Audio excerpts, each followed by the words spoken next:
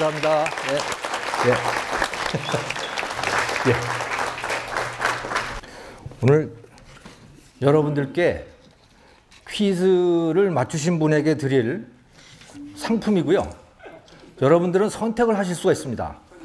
법 경제를 만나다를 받으실지, 아니면 오늘 새로 찾은 신권 10,000원을 받으실지, 여러분 맞추신 분께서 마음대로 선택하시면 됩니다. 참고로 말씀을 드리면 법 경제를 만나다는 정가 15,000원입니다. 그렇기 때문에 여러분들이 뭐 지식에 대한 이런 갈구가 있으신 분들은 책을 받으시는 게 훨씬 이익이고요. 그게 아니고 나는 돈이 좋아 그냥 그러시면 15,000원을 포기하고 그냥 10,000원을 받으시면 되는 겁니다. 예, 그건 여러분들의 선택에 달려 있습니다. 자, 여기다 놔두겠습니다. 이거 가져가지 마십시오.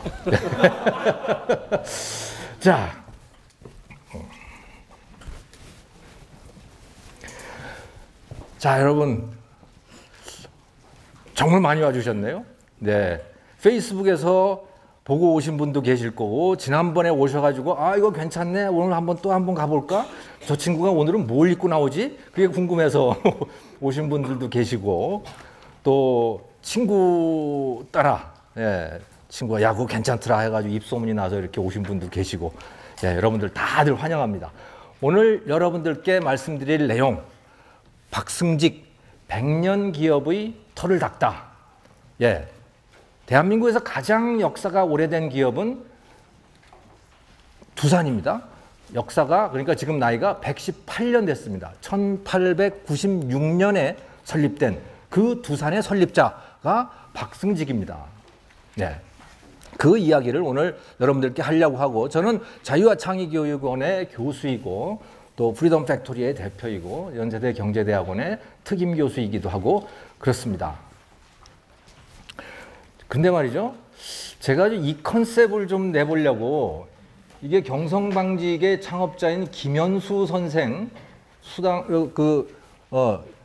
김현수 선생의 젊은 시절 모습인데 비슷합니까, 제가? 어떻게 하다 보니까 제가 장군의 아들이 돼버렸어요. 그렇습니다. 제가 토요일 날 평화시장, 광장시장을 다 뒤져가지고 이걸 찾아냈습니다. 요즘에 이런 모자가 없더라고요. 요즘에는 다 이렇게 이 챙이 작고 그렇게 구멍도 뚫려 있고 한 그런 중절 모자들을 쓰는데, 어디 뒤지다 보니까 이런 게 하나 있더군요. 그래서 하나 건졌습니다. 한 15만 원쯤 할 줄 알았는데 15,000원이더군요. 괜찮은 장사였습니다. 자, 그래요. 저는 오늘 특별히 저를 소개하지는 않겠습니다. 자, 다시 말씀을 드리지만 우리는 4세대에 걸친 기업가들 이야기를 13주에 걸쳐서 13번에 걸쳐서 이야기를 하는 것입니다. 그래서 1세대는 지난번에 했죠. 김만독, 임상옥, 백영준. 그 이야기는 했고, 2세대를 이제 이야기를 하려고 하는 겁니다. 일제강점기 때 기업을 일으켰던 분들 이야기를 이제 시작을 하려고 하는 것이죠. 그래서 박승직, 김성수, 박흥식, 김현수 이런 분들의 이야기입니다. 오늘 여러분들께 들려드릴 이야기는. 자, 박승직 두산그룹 창업자라고 그랬었죠. 원래 이런 분이었습니다. 원래 이런 모습이었어요. 즉 보부상입니다. 근데 사실은 정확히 얘기하면 보부상은 아닙니다. 저분은 그냥 장돌뱅이였어요. 보부상은 그래도 법적인 지위가 있었던 사람입니다. 임금님한테 나라에서 허락을 받은 그런 보상과 부상이 있었어요. 그 사람들을 보부상이라고 했는데, 그 보부상들은 이 패랭이 위에다가 뭐를 붙이고 다닌다 그랬죠? 솜. 솜을 붙이고 다녔습니다. 그러니까 그 사람들은 좀 그래도 이 상인들 중에 좀 괜찮은 사람들이었고요. 그거 안 붙인 사람들은 그냥 진짜 장사치라고 스스로 여기고 남들도 다 그렇게 보고 그런 사람들이었어요. 그냥 장돌뱅이. 그러니까 아마도 이 박승직이라고 하는 분은 그랬을 가능성이 매우 높습니다. 거기에 관한 기록은 없습니다. 이 자기가 보부상인지 아니면 그냥 장돌뱅인지 이런 이야기를 하지는 않아요.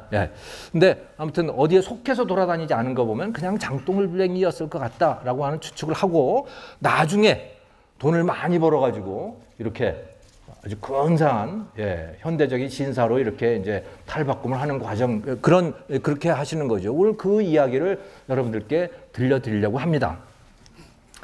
자, 퀴즈를 내려고 합니다. 여러분들께 제 강의는 퀴즈와 더불어서 시작을 합니다. 퀴즈는 다시 말씀드리자면 퀴즈의 상품은 법 경제를 만나다를 받으시든지 15,000원 아니면 그 속에 들어있는 현금 10,000원을 받으시든지 여러분들이 선택을 하시면 되는 겁니다. 자,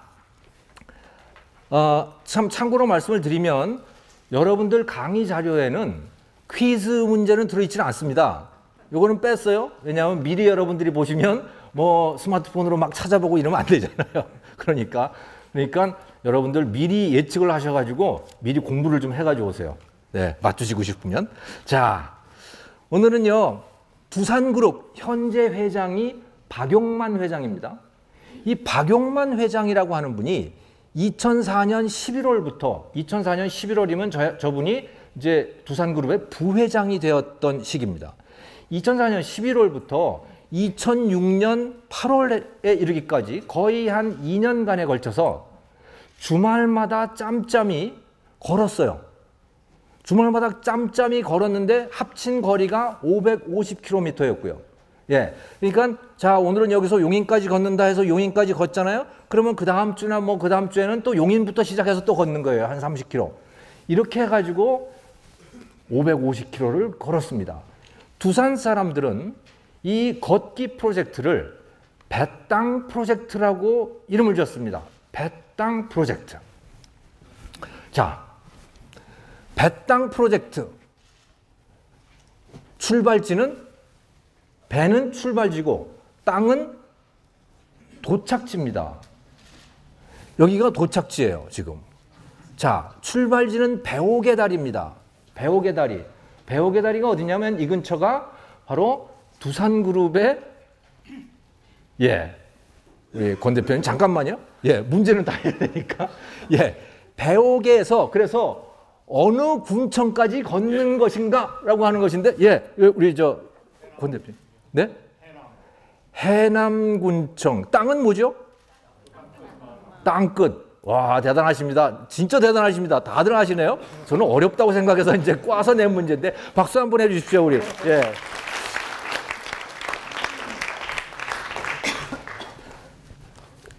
책입니까? 돈입니까? 책 받으면 돈도 같이 오는 거 아니에요? 아, 돈은 빠집니다. 책으로. 아, 역시 지식열이 대단하십니다. 축하드립니다. 네, 다시 한번 박수 한번 해주세요. 자, 벌써부터 책이 없어졌네요. 네.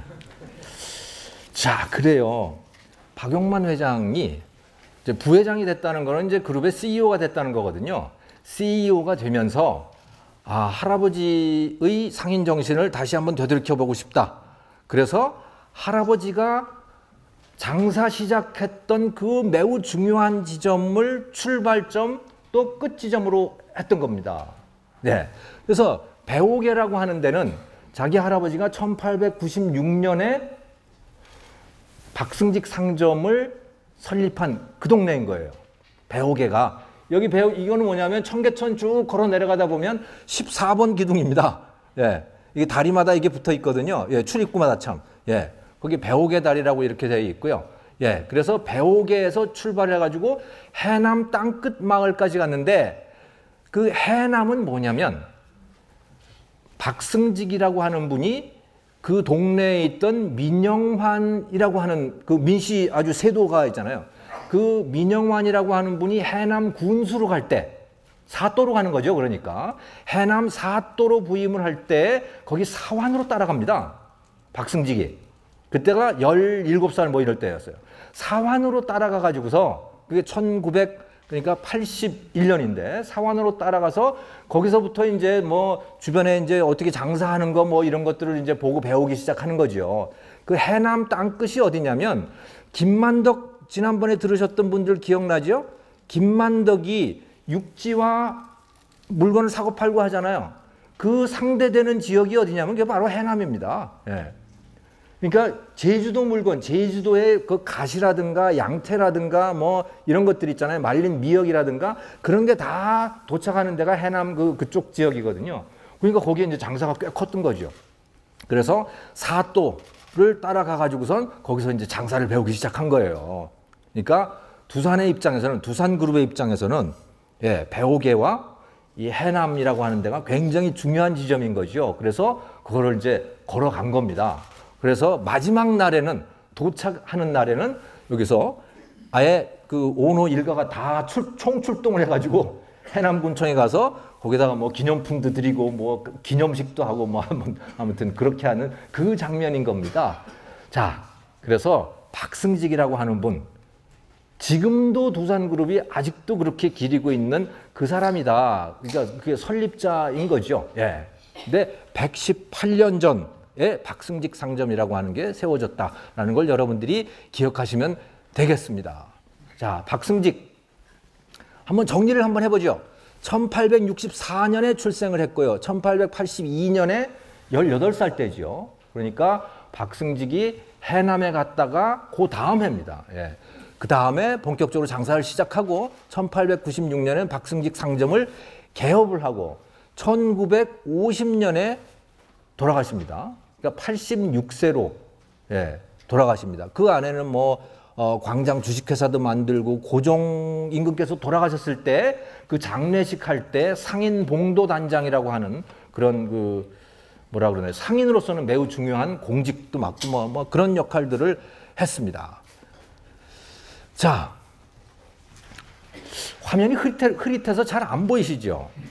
제가 박승직이라고 하는 분이 어떤 시절에 태어났는지를 여러분들께 말씀을 드리고 싶은 거예요. 박승직이 1864년에 태어났는데 그 2년 전에 지금 여러분들이 이 그림에서 보는 이런 일이 벌어졌던 겁니다. 이게 뭐 같아요? 동학이요. 아니, 이게 뭐 같습니까? 여기 흰 것, 희게 보이는 게. 저게 불입니다. 그러니까 밀란이 일어났다는 얘기입니다. 밀란이 일어났다. 예. 그러니까 1862년에 진주 밀란이 일어나죠. 예. 그러니까 나라가 어수선하고, 그러니까 밀란이 일어난 이유는 뭐냐면 벼슬아치들이 백성을 착취하는 거예요. 다 뺏어가는 거예요. 예. 얼마 전에 그 문창국 총리 후보가 그 얘기를 했다가 지금 뭐 그냥 낙마하고 친일파도 되고 뭐 별게 다 됐는데 그게 진실입니다.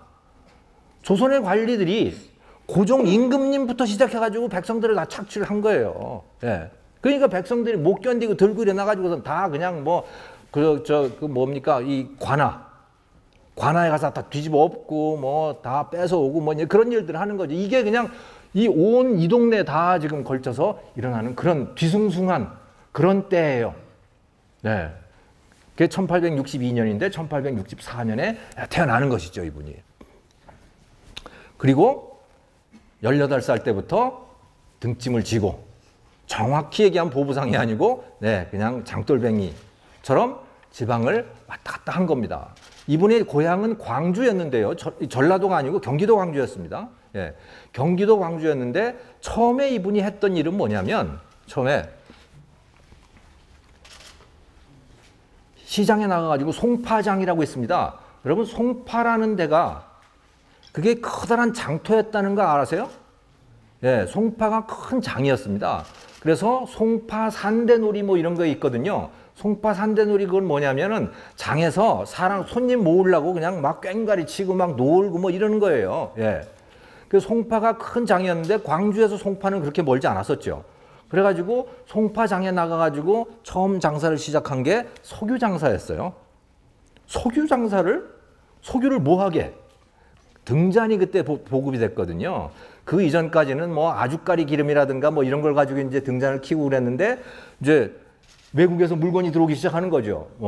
그러면서 이제 석유로 등잔을 키고 이제 이러는 일들이 생기는 거거든요. 그러면서 이제 그 석유를 팔다가 이제 돌아다니다 보니까 집집마다 다 가내수공업을 하고 있었어요. 그때는 가내수공업으로 여자들이 주로 만들던 제품이 뭘까요? 예, 그 배였습니다. 근데 삼배라기보다 무명들을 많이 만들었어요. 무명. 예. 그러니까 집집마다 짜는 그것들을 다 팔려고 만드는 거 아니겠어요? 예.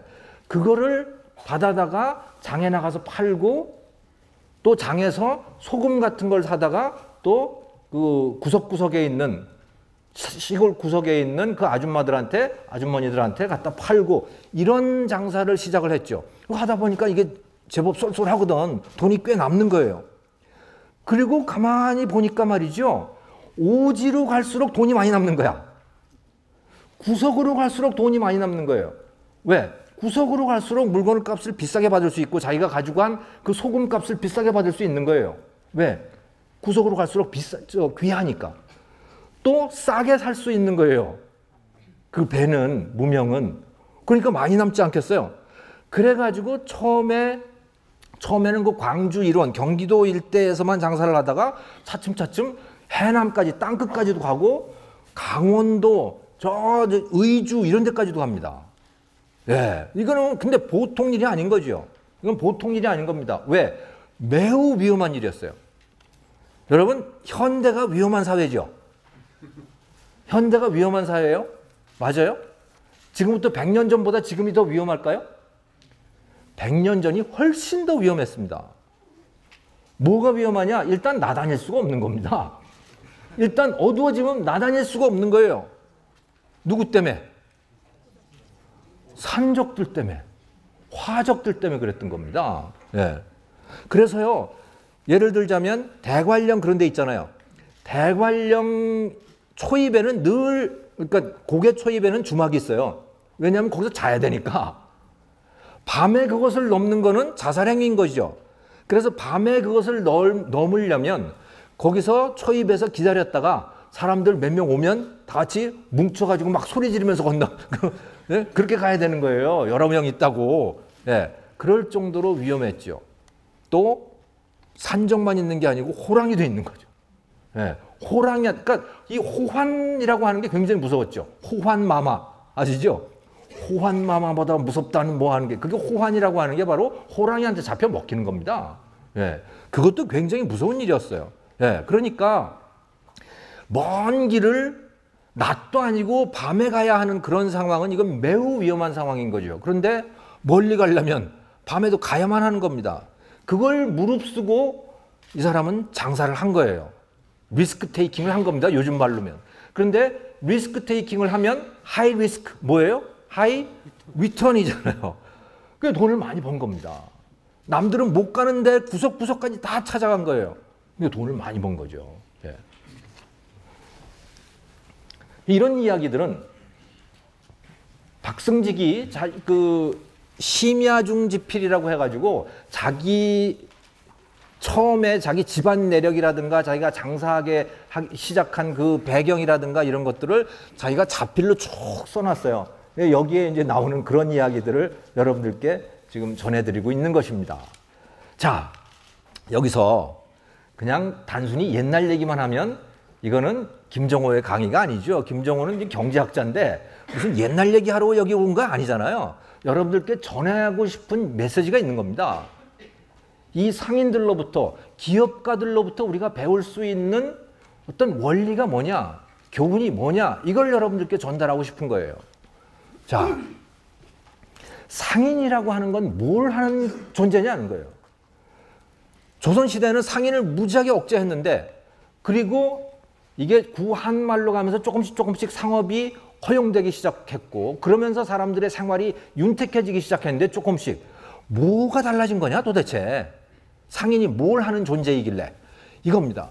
훌륭한 상인은 부족함을 채워주는 존재라는 거예요. 어떻게? 자기 물건으로? 아니요. 남의 물건으로요. 남의 물건으로. 생각해 보세요. 그 오지 산골 구석에서 배를 짜고 있는 그 아주머니에게, 그 아낙네에게 소금이라고 하는 건 무지하게 귀한 존재입니다. 소금 없으면 사람이 죽잖아요. 요즘에는 뭐 나트륨 많이 먹는다고 뭐 그냥 뭐 호들갑을 떨고 그럽니다만은 사실은 나트륨 없으면 사람이 죽어요. 열사병에 걸리게 돼 있죠. 예. 그러니까 소금이 매우 귀해요. 그런데 그 사람한테 상대적으로 많이 있는 거는 시간이고 그 시간을 가지고 배를 짠 거예요. 그래서 그걸 팔아서 부족함을 메우는 거예요. 소금의 부족함을.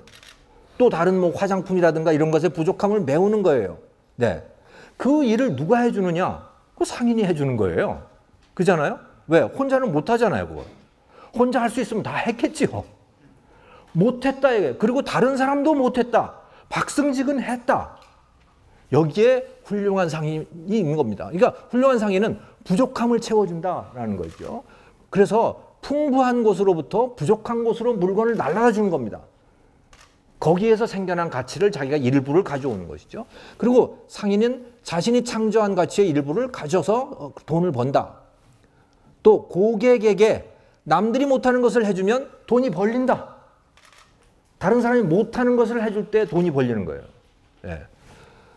남들이 못하는 것을 하려면 용기와 인내와 과감함이 필요하다라는 거죠. 예. 결단이 필요하다.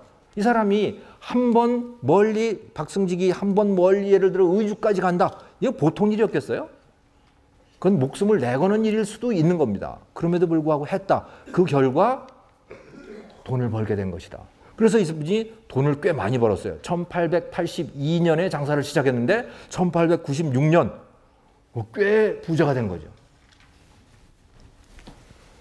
거기다가 1894년에 어떤 일이 있었습니까? 조선에 굉장히 중요한 일이 벌어지죠. 1894년 무슨 개혁? 갑오개혁. 예, 1894년에 갑오개혁이 이루어집니다. 그 갑오개혁 때 신분도 폐지되고 뭐 여러 가지 변화들이 있는데 중요한 변화 중에 하나는 육의전이 폐지가 된다는 것이죠. 육의전이 폐지가 됐어요. 육의전은 이미 여러분들 알고 계시는 분들도 많지만 독점 상인들이에요. 국가로부터 독점권을 보장을 받은 사람들이란 말이죠. 근데 이게 폐지가 된 거예요. 폐지가 됐다는 얘기는 무슨 얘기냐? 아무나 장사해도 되는 거야 라는 거죠. 그럼 그 이전에는 아무나 장사하면 안 됐나?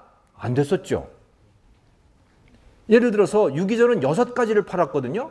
그래서 포, 그러니까 이런 옷감을 파는 거고, 또 그 다음에 목, 이거는 비단을 파는 거고, 또 종이, 어물전 뭐 해가지고 6개가 있었어요.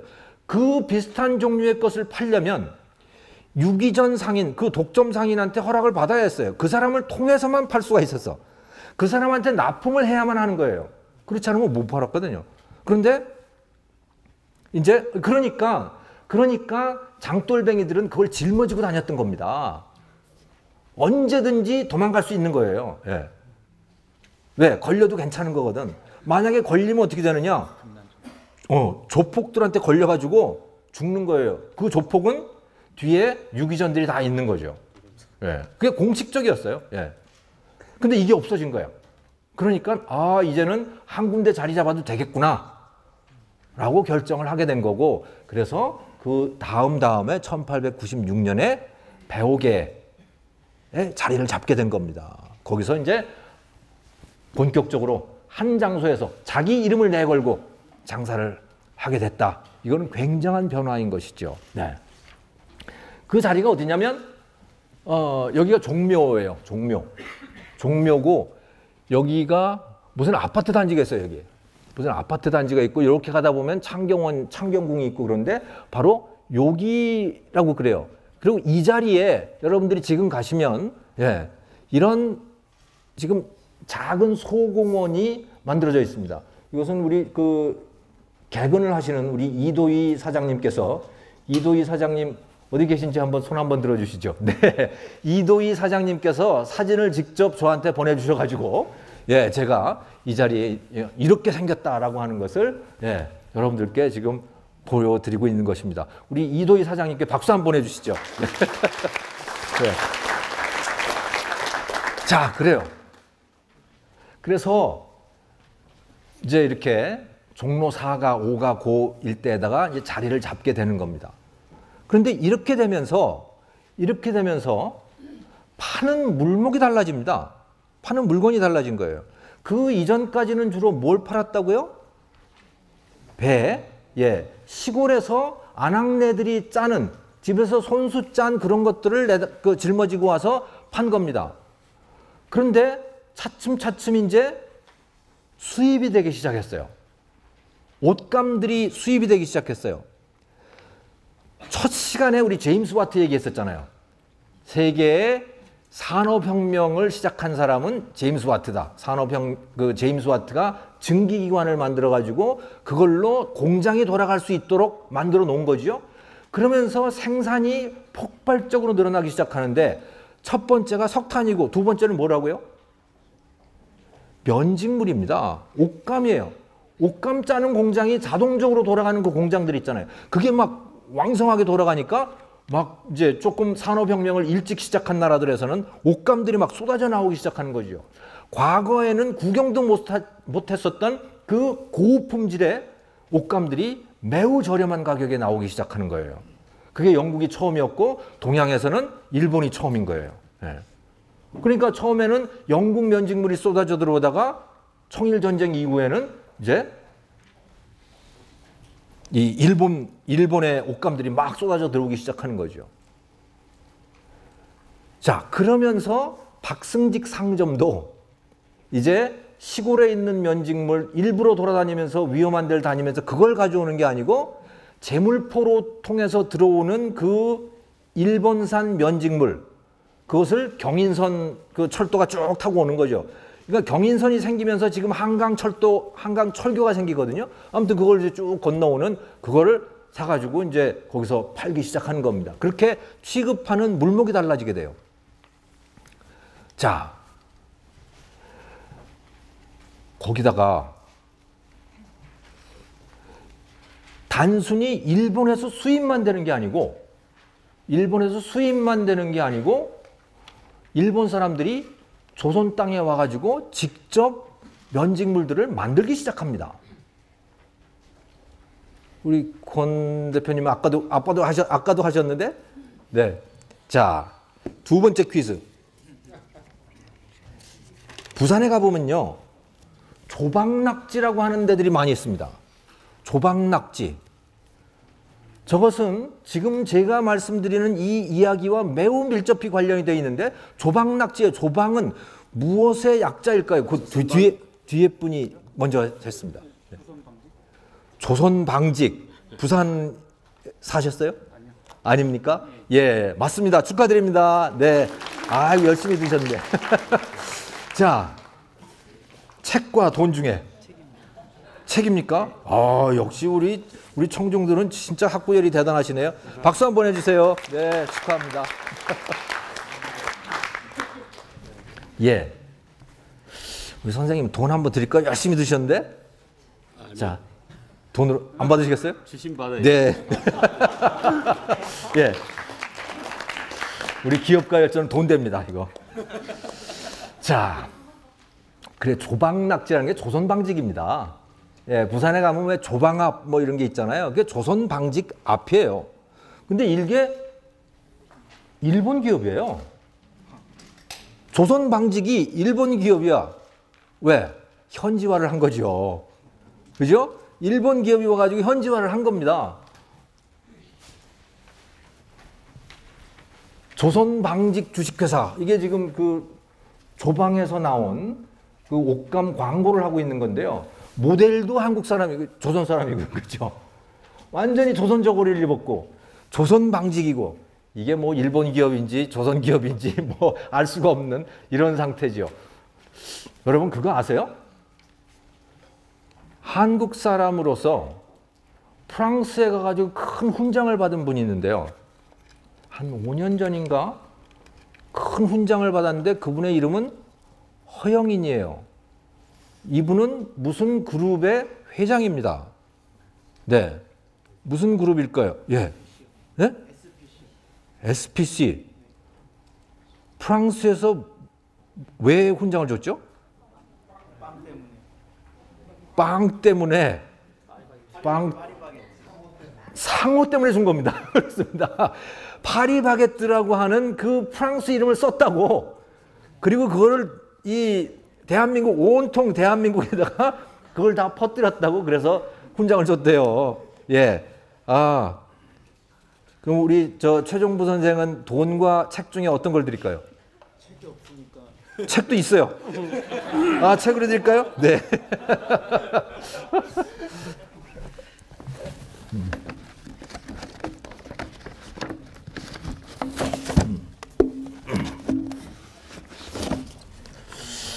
자, 우리 저 최종부 선생은 충북대학교죠?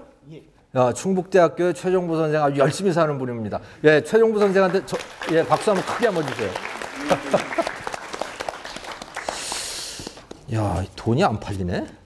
예. 자, 그래요.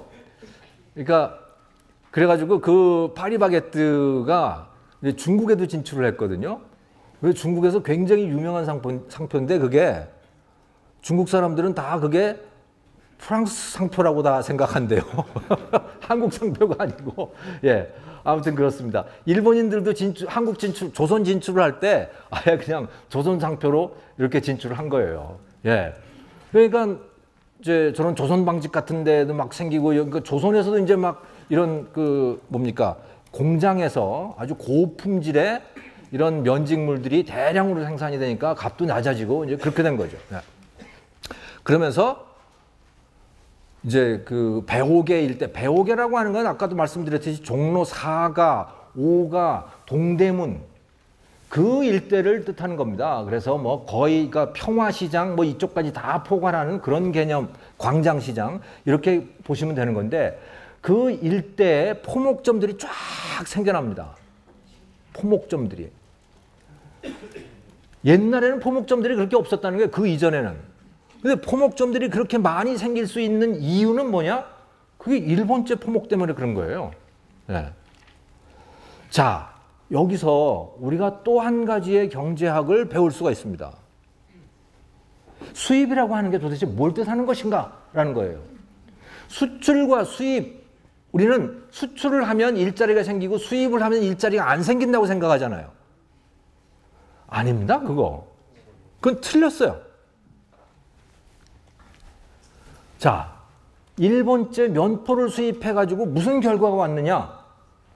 이런 결과가 왔습니다. 2번부터 한번 보죠. 우리는 일본제 면포가 수입되니까 당연히 먼저 떠오르는 게 뭐예요? 농가들이 다 망하겠다. 그죠? 네, 농가들이 망하지는 않았는데 이제 배 짜는 건 안 하는 거예요. 배 짜는 건 안 해. 왜? 그래봐야 안 팔리니까. 공장에서 뭐 엄청 좋은 게 더 싸게 나오는데 그걸 왜 집에서 이걸 하고 있겠어요? 예. 다른 거 하지. 자, 그 대신 쌀 생산으로 전환이 됩니다. 근데 그때 마침 또 쌀 가격이 올라가요. 왜? 일본인들이 조선 쌀을 많이 사 먹기 때문에. 그래서 쌀 가격은 올라가고 배 가격은, 그러니까 옷감 가격은 떨어지니까 농민들이 어떻게 해요? 당연히 쌀 생산을 늘리죠. 그래서 여기 보면 1920년하고 1943년에 이제 통계가 쭉 나옵니다만은 이 미작이잖아요. 미작이 20년대에 비해서 40년대에 보면 쌀이 굉장히 생산량이 높아집니다. 왜? 농민들이 스스로 쌀 생산하는 쪽으로 이제 바꾸는 거예요. 왜? 옛날에 이거 짰을 시간에 또는 뭐 가만히 짰을 시간에 집신 만드는 시간에 쌀 생산에 투입을 하는 거죠. 그리고 그게 일본에 다 이제 수출이 되는 거죠. 네. 이런 과정을 거치게 되는 겁니다. 자, 그래서 농민들이 간의 수공업이 소멸을 하고 그 대신 쌀 생산으로 전환을 하게 된다. 그 다음에 더욱 중요한 것은 조선 사람들이 입을 게 좋아진 거예요. 예전에 비해서. 더 싼 값으로 더 좋은 옷을 더 따뜻하게 입을 수 있는 거죠. 그렇게 된 것이다.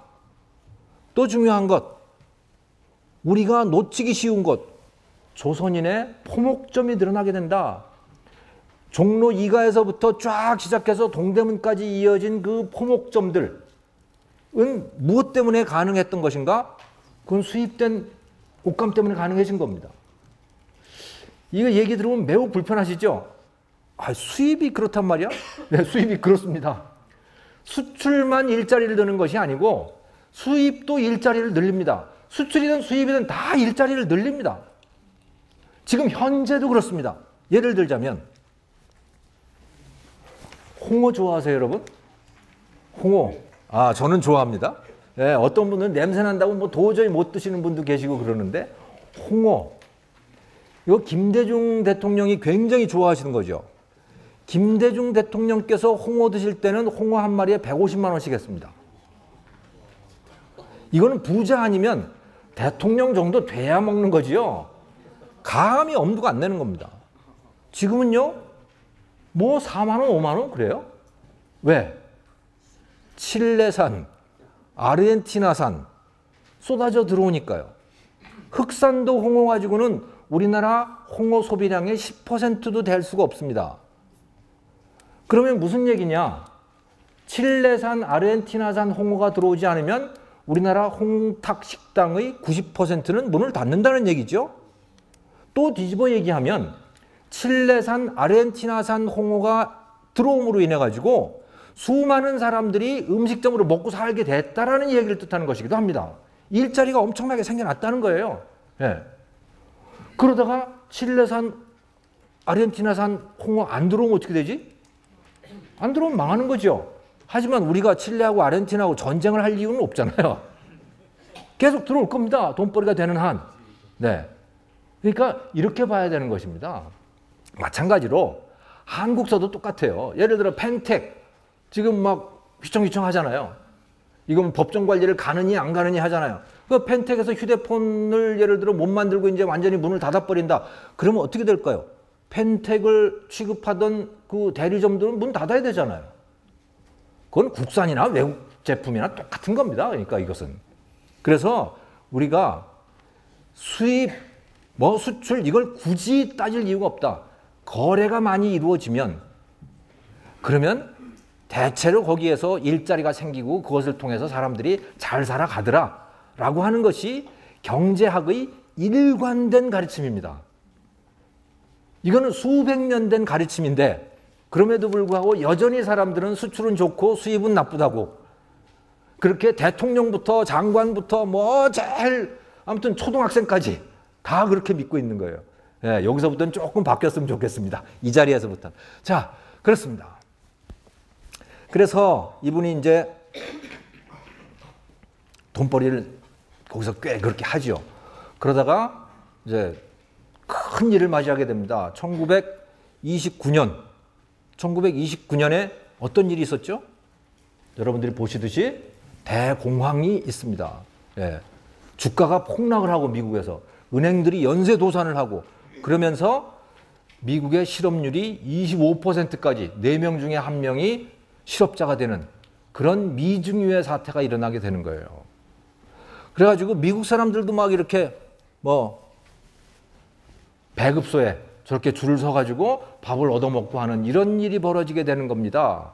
세계에서 가장 잘 산다는 이 나라까지도 그렇게 된 거예요. 거기다가 미국이 이렇게 되자 스스로 취했던 조치는 스무트 홀리 관세법이라고 하는 걸 하는 거죠. 야, 내가 지금 먹고 살기도 어려운데 남의 거를 수입해가지고 어떻게 국산품 애용하자. 미국이 그렇게 가는 거예요. 그래가지고 관세율을 엄청 높이게 됩니다. 그러니까 다른 나라들도 네가 높였어? 그러면 나도 높여야지. 너만 그러냐? 그래서 다들 보복 관세를 매기기 시작하는 거예요. 다들 웬만한 나라들은 다 보복 관세를 하게 되는 겁니다. 전 세계적으로 다 그러니까 거의 무역이 중단이 되는 사태가 돼버리는 거고 진짜 미국의 공황이 전 세계로 쫙 퍼져나가게 되는 겁니다. 예. 그래서 일본도 공황이에요. 일본과 같은 경제권 속에 들어있던 조선도 공황이에요.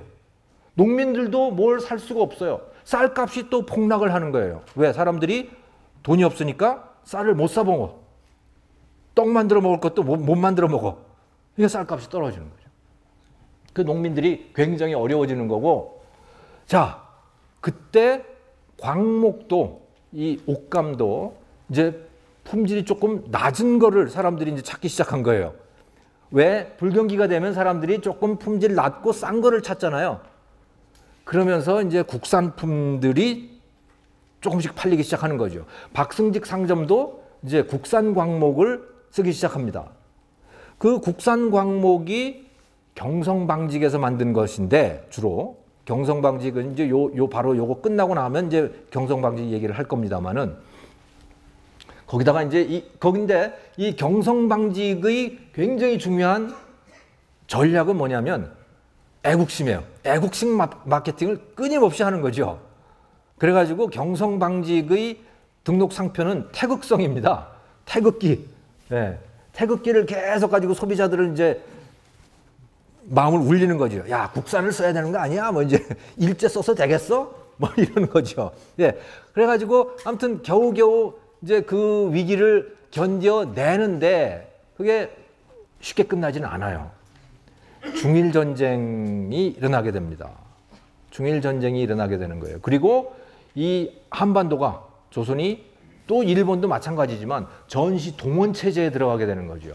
모든 게 다 배급 시스템으로 바뀌게 되는 겁니다. 가격은 완전히 통제. 그리고 총독부에서 하라는 대로 해야 되는 그런 체제가 되는 거예요. 장사를 거의 할 수 없는 지경이 된다. 예. 그래서 장사하는 둥 마는 둥 하게 됩니다. 그런데 이때가 참 우리 역사에 있어서 비극적이고 또 수많은 친일파를 만들어내는 시기인 겁니다. 왜냐? 일본이 대세로 보였거든요. 일본은 이제 대세야. 그러니까 조선이 해방되는 거는 불가능. 왜? 만주의 중국에 우리가 그렇게 믿고 있던 그 중국이잖아요. 그죠? 우리가 수백 년 동안 섬겨왔던 그 중국이 일본한테 점령을 당하는 거예요. 거기뿐만이 아니고 동남아로 뭐 필리핀으로 오만 대로 다 일본 군대가 진출해가지고 다 점령을 해버리는 거예요. 야, 이거 진짜 일본은 세계다. 일본이 아시아다. 그러면서 사람들이 태도가 바뀌기 시작하는 겁니다. 그때까지 어떤 조선인으로서의 아이덴티티를 유지하고 있던 사람들이 차츰차츰 일본인으로 바뀌어가기 시작하는 겁니다. 이제. 예. 왜? 그 체제에 섞여 살아야 되니까.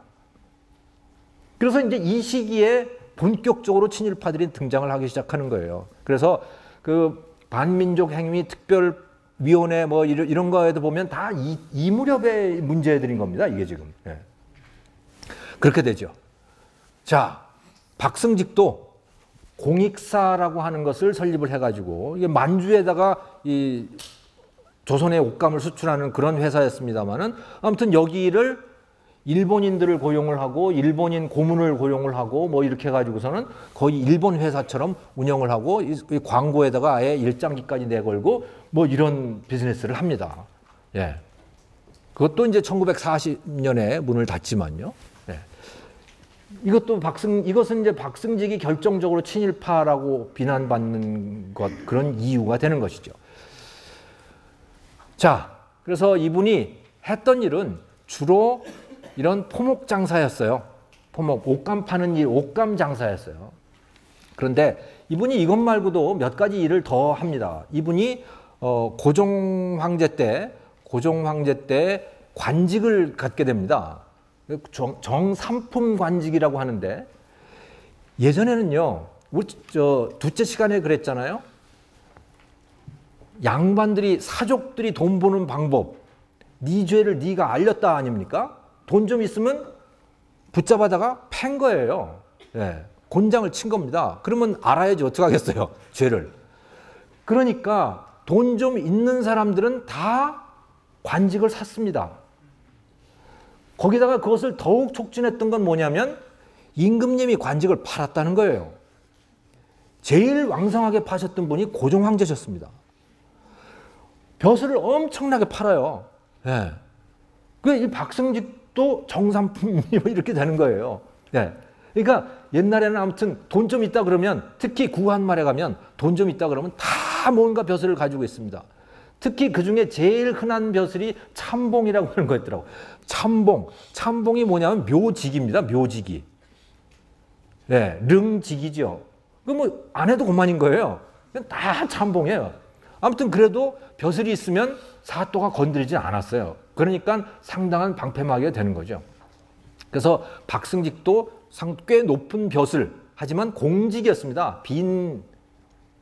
구체적으로 무슨 보직을 갖고 있는 그런 것이 아니고 그냥 이름만 있는 그런 걸 했는데, 그럼에도 불구하고 고종 황제가 돌아가셨을 때 이게 당시에 고종 황제의 장례식 모습입니다만은 여기에서 상인 봉도단이라고 하는 것을 조직을 해가지고 거기에 단장을 합니다. 그러니까 뭐 조문사절단 뭐 이런 거겠죠, 그죠? 예. 그래서 어떤 그 상인의 조선 상인의 대표 역할을 그렇게 하죠. 이거는 굉장히 중요한 의미를 갖는 것이 상인이 황제의 장례식에서 뭔가 역할을 맡는다?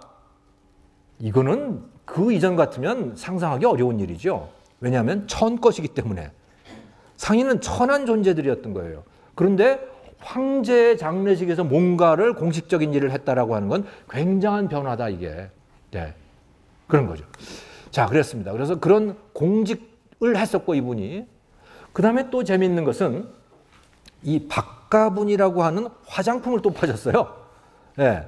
화장품을 파셨는데, 이게 그러니까 박승직 선생의 부인이 정씨 부인인데, 이 정씨 부인이 셋째 부인입니다. 이분은 참 여복이 있다 그래야 되나 없다 그래야 되나 뭐 아무튼 부인이 3명이었어요.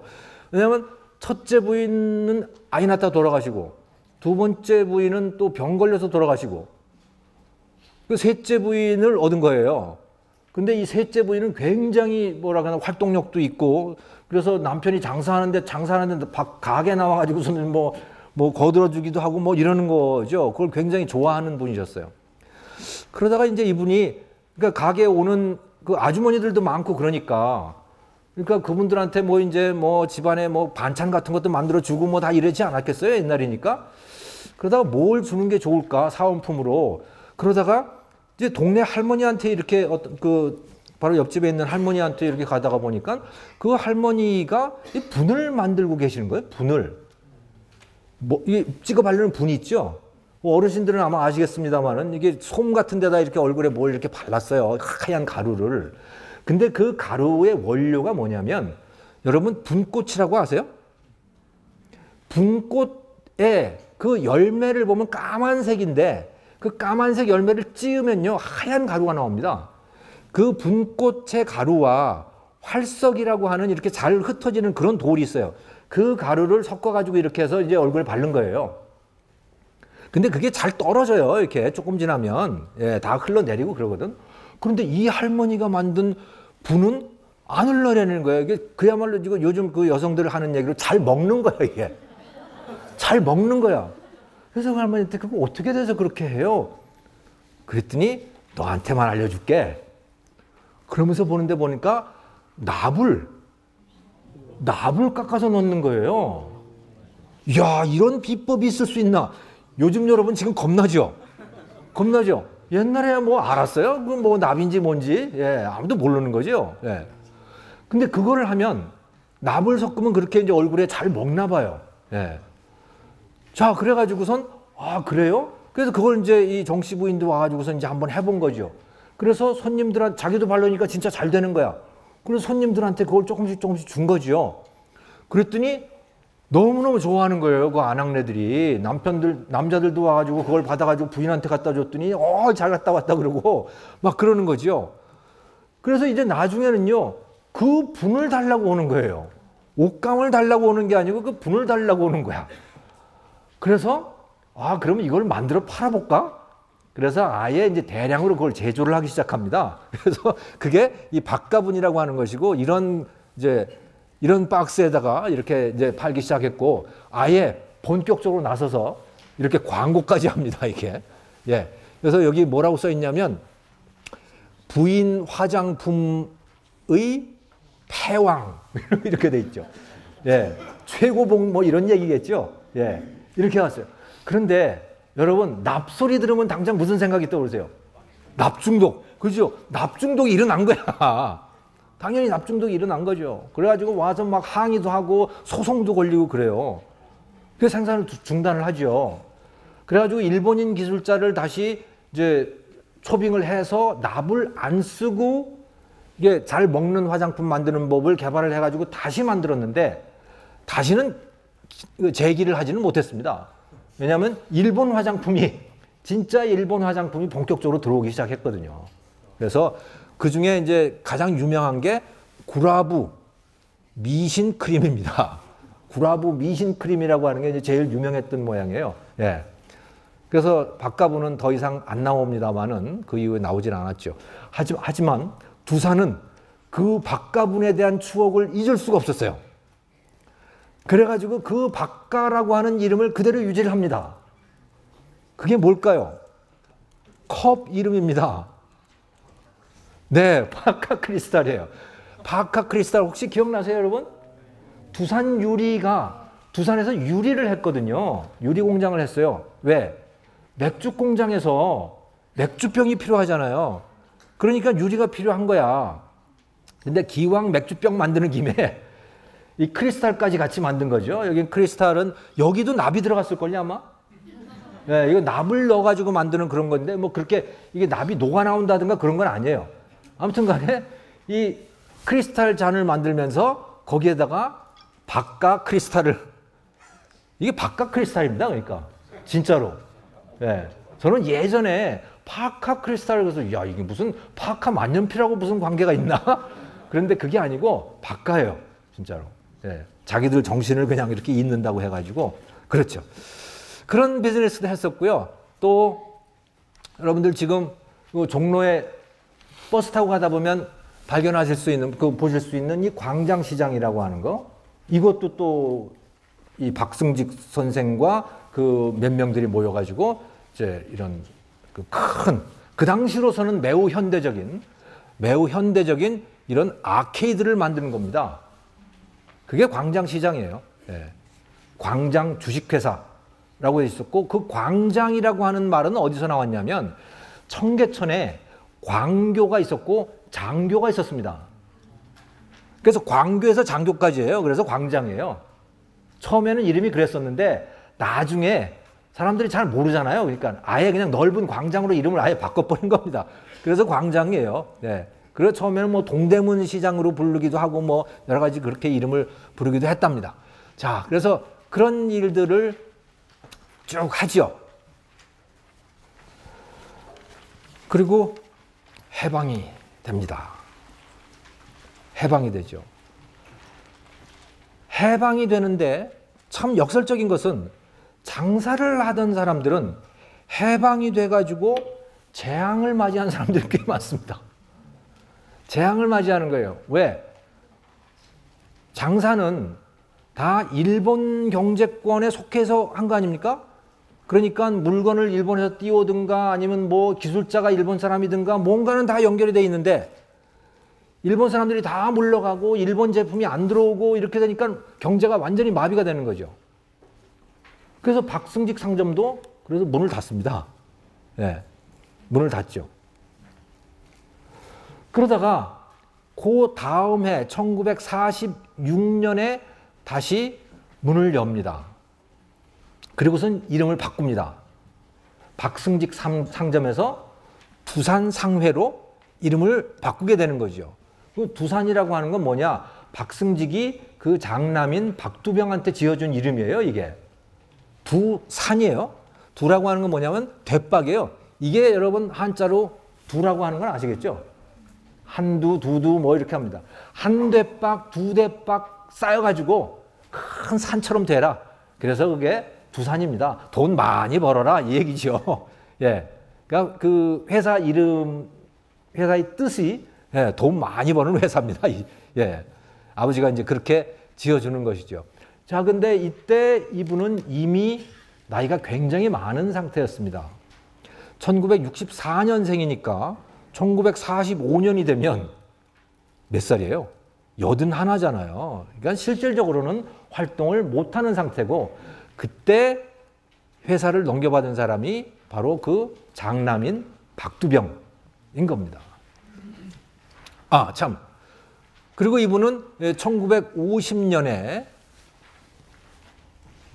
12월 20일 1950년에 무슨 일이 일어났어요? 전쟁의 와중에 예, 세상을 떠나십니다.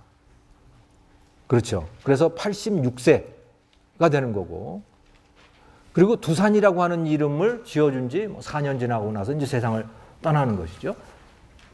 자, 그런데 이때는 이미 이 무렵에는 이미 이 회사는 포목점이 아니었습니다. 그럼 무슨 회사였느냐? 술 장사였죠. 술 장사로, 그러니까 두산은 우리나라에는요, 여러분, 우리나라는 한우물만 파는 기업은 그다지 그렇게 크게 성공을 못합니다. 끊임없이 변신을 하는 기업들이 성공을 해요. 한우물만 파면 별로 안 커요. 예를 들어서 유한양행 같은 데가 그런 거예요. 한우물만 팠더니 사람들이 굉장히 훌륭하다고는 하지만 기업이 크지는 않아요. 일자리가 늘어나지도 않아요. 거기서는. 근데 끊임없이 변신하는 기업들은 보면 크더라. 물론 변신한다고 해서 다 성공하는 것은 아니지만, 예, 그 중에 성공하는 사람들이 많이 나오죠. 예. 자, 박승직이 세상을 떠나면서 자손들에게 남긴 유언. 뭐죠, 이게? 근자성공. 부지런한 자가 성공한다. 이게 자손들에게 남긴, 예, 유언인 것입니다. 가훈인 거죠. 네. 자, 그렇습니다. 이 사람을, 박승직을 이어받은 사람은 그 장남인 박두병이라고 하는 사람이었고요. 박두병은 일본에서 공부를 하고 들어와서 조선은행이면 그 당시에 지금 한국은행이죠. 네. 한국은행에 근무를 합니다. 그러니까 굉장히 엘리트였죠. 지금도 경제학과에서 제일 공부 잘하는 사람은 지금도 한국은행 갑니다. 제가 학교 다닐 때 저는 75학번입니다. 75학번이라는 학번도 있답니다. 예, 제가 학교 다닐 때도 지금부터 40년 전인데 그때도 공부 제일 잘하는 애들은 다 한국은행 갔어요. 예, 그러니까 일제 때 조선은행에 근무한다는 건 이건 뭐 보통 일이 아닌 거죠. 예. 아무튼 그런 사람이었어요. 그러다가 이제 아버지가 나이가 많아가지고 도저히 안 되니까 거기다가 이제 이 회사가 좀 커지고 막 그러니까 이 회계도 잘 안 되고 막 그러는 거예요. 그래서 이제 아들 보고 네가 와서 맡아라 라고 했죠. 근데 박승직 씨는 아들이 늦었어요. 아들이 굉장히 늦었어요. 거의 40 돼가지고 아들을 얻는데 박두병 위로, 장남 위로 딸이 6명입니다. 딸 부자예요. 그러니까 아들이 나올 때까지 그냥 계속 난 거죠. 예. 그 드디어 하나 이제 나온 건데 그 아들이 꽤 괜찮은 아들이었던 겁니다. 예. 그래가지고 이제 가게를 넘겨받아요. 넘겨받았는데 그래서 해방이 되고 1936년이고 박승직은 아버지는 73세 때죠. 예. 넘겨받아가지고 이 사람이 했던 일은 이제 맥주 회사를 하는 것입니다. 그 박승직이 1933년에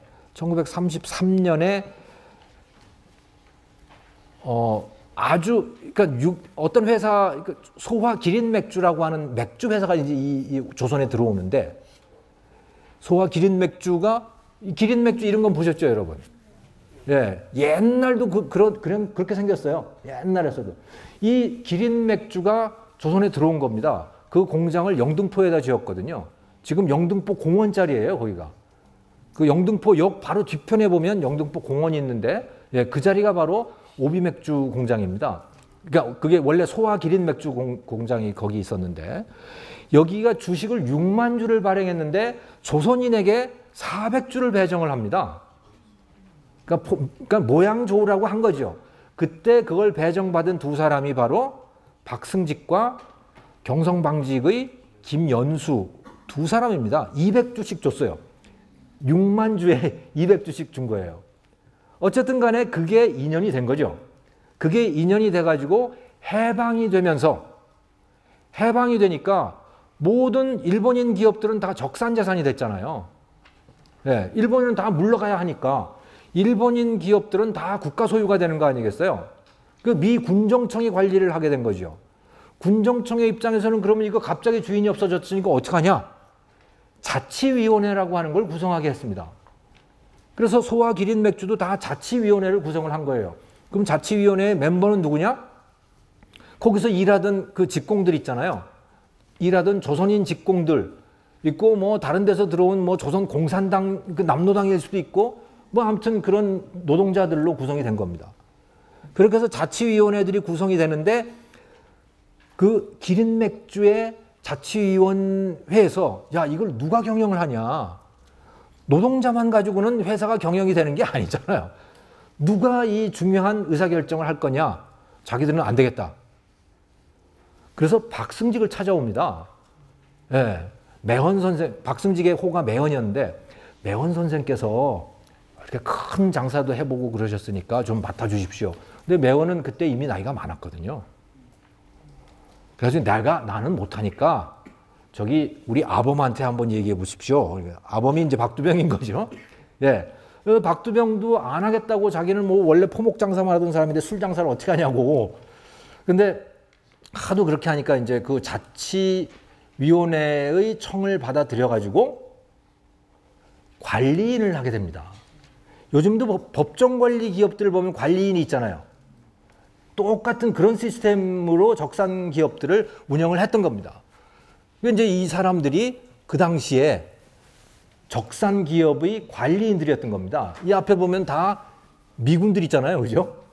예. 관리인을 직접 임명한 사람들은 미군들인 거죠. 군정청에서 관리인들을 임명을 했는데 그걸 추천한 사람들은 예. 그 자치위원회 사람들이었다.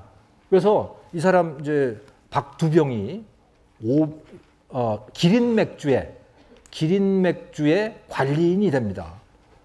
그런데 이 사람이 관리인이 되고 보니까 이거 뭐 여러 가지 문제가 많이 있지만 제일 마음에 안 드는 게 이름인 거예요. 야, 해방이 됐는데 뭐 꼭 그렇게 일본 이름을 써야 되냐. 이름 좀 바꾸자. 그래가지고 군정청을 설득을 해가지고 그래서 그거를 동양맥주로 바꾸죠. 그래서 오리엔털 브루어리로 바꾸게 됩니다. 그래서 새로운 상표를 이제 만들게 됩니다. 그리고 나중에 이제 전쟁 중에 또 폐허가 됩니다만은 1951년 전쟁의 와중에 저거를 인수를 해요. 예. 전쟁 중에 그 기업들을 인수하는 사람들이 꽤 있습니다. 또 전쟁 중에 부산에다가 거대한 공장을 투자하는 사람들도 꽤 있고. 예. 근데 우리가 생각하듯이 전쟁이라고 하는 게 항상 모든 지역에서 다 그렇게 파괴적인 것만은 아닌 것 같아요. 이런 것들을 보면. 예. 아무튼 간에 전쟁 중에 이것을 인수를 하고요. 그래서 술 장사를 잘 하다가 1992년인가요? 그죠? 소위 페놀 사태라고 하는 게 일어나죠. 예. 그래가지고 낙동강이 완전히 두산에서 나온 두산 공장에서 나온 페놀로 완전히 오염이 되게 되고 불매 운동이 벌어지고 두산이 완전히 거의 파산 직전까지 갑니다. 그러다가 아무튼 뭐 국민들한테 읍소를 하고 제발 잘못했으니까 봐주십시오. 뭐 이렇게 해가지고선 이제 회생을 합니다만은 완전히 회생을 하지는 못해요. 그래 98년에는 뭐 거의 부도 직전까지 가고 막 그 부채 비율이 800% 막 이렇게까지 가고 그러니까 맥킨지에다가 이제 경영 진단을 맡깁니다. 결론은 뭐냐? 주력을 팔아라. 안 그럼 다 망한다. 주력 기업을 팔라는 거예요. 예를 들자면 주력 기업이라고 하는 게 어떤 거냐? 삼성 같으면 삼성전자입니다. 삼성그룹 보고 이건희 회장 보고 삼성전자를 파세요. 그러는 거예요. 그러면 하지 말라는 거잖아요. 오비맥주를 파세요. 이렇게 얘기를 합니다. 근데 맥킨지는 진짜 그렇게 하라는 건 아니고 그걸 어떻게 하겠어요. 그러면 자기 아이덴티티가 사라지는데. 그냥 그러니까 심각한 상태라는 이야기를 하는 건데 두산은 진짜 그렇게 합니다. 오비를 팔아버려 그냥. 오비를 팔았어요. 그래가지고 1998년에 아예 오비를 팔아버려요. 그래서 인베브라고 하는 데 팔고 이게 이제 사모펀드입니다만은 그래서 지금 이제 쭉 뭐 그게 왔다 갔다 하면서 아무튼 이게 외국 사모펀드 소유로 돼 있습니다. 그 사모펀드는 이 오비 맥주의 주식을 사고 팔고 하면서 뭐 한 4조 원을 벌었대나 뭐 엄청난 돈을 법니다만은 예. 아무튼 근데 그게 두산의 손이 있을 때는 두산 손에 있었을 때는 주식 가격이 형편없는 그런 상태였던 것이죠. 예. 손을 바꾸면서 오비 맥주도 살아났어요. 자, 그런데 두산은 어떻게 됐죠? 두산은 거기서 완전한 변신을 합니다.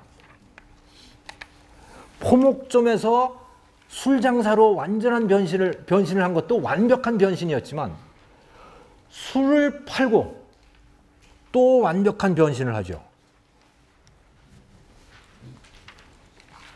한국 중공업을 인수하잖아요. 진짜 배보다 배꼽이 더 큰 어마어마한 배꼽을 인수를 하게 됩니다. 네. 누구나 다 이거 망한다 그랬었죠. 그런데도 그걸 성공을 시켰어요. 그리고 포크레인 만드는 데들, 무슨 담수화 공장 하는 데들, 뭐 쭉 이제 이런 기업들로 완전히 그룹의 성격을 바꾸죠. 그래서 이제는 술 장사 아니에요. 포목 장사도 아니에요. 그래서 뭐 엄청난 변신을 이렇게 하게 되고, 하지만 아직도 그 흔적은 남아 있습니다. 여러분들 영등포 공원에 가보면 한번 가보세요. 영등포역 그 뒤편이거든요. 그 영등포 공원에 가보시면 이런 기념물이 있습니다. 이건 실제로 오비 맥주 공장에서 사용하던 담금솥이라고 하는 거예요. 여기다가 이제 호프를 넣어가지고 그것을 끓여서 발효시키고 하는 뭐 그런 솥집 모양이에요. 네. 그래서 이런 유물은 남아 있습니다. 자, 박승직 어떤 기여를 했을까? 보부상으로서 보부상을 할 때 물론 자기도 돈을 벌었지만 남한테 어떤 기여를 했느냐라는 걸 좀 따지고 있는 겁니다. 상인은 도대체 무슨 기여를 하는 것이냐라고 하는 걸 따지는 거죠. 오지 경제에 기여를 했다는 겁니다. 그 산골짜기에 도회지로 도저히 나올 수 없는 그 사람들에게 생필품을 갖다 주고 또 그 사람들이 그 생필품을 살 수 있는 돈을 준 거예요. 어떻게? 그들이 만들어 놓은 걸 사줌으로 인해 가지고. 바로 상인이 하는 게 그런 거다. 보부상으로서 오지 경제 발전에 기여를 했다. 또 조선인들이 그 이전보다 좋은 옷을 싸게 입는데도 기여를 했다. 또 조선 상인의 지위를 높이는 데도 기여를 했다. 또 하나 제가 말씀드리고 여기를 높이 평가하고 싶은 것은 가업 상속입니다. 부자 3대 가기 힘들다 그러잖아요. 3대를 가게 만드는 거는 이거는 굉장한 교육이 필요한 것이죠. 또 굉장한 유전자가 필요한 것이기도 하고요. 박승직은 유전자도 잘 물려줬고 교육도 잘 시킨 것 같아요.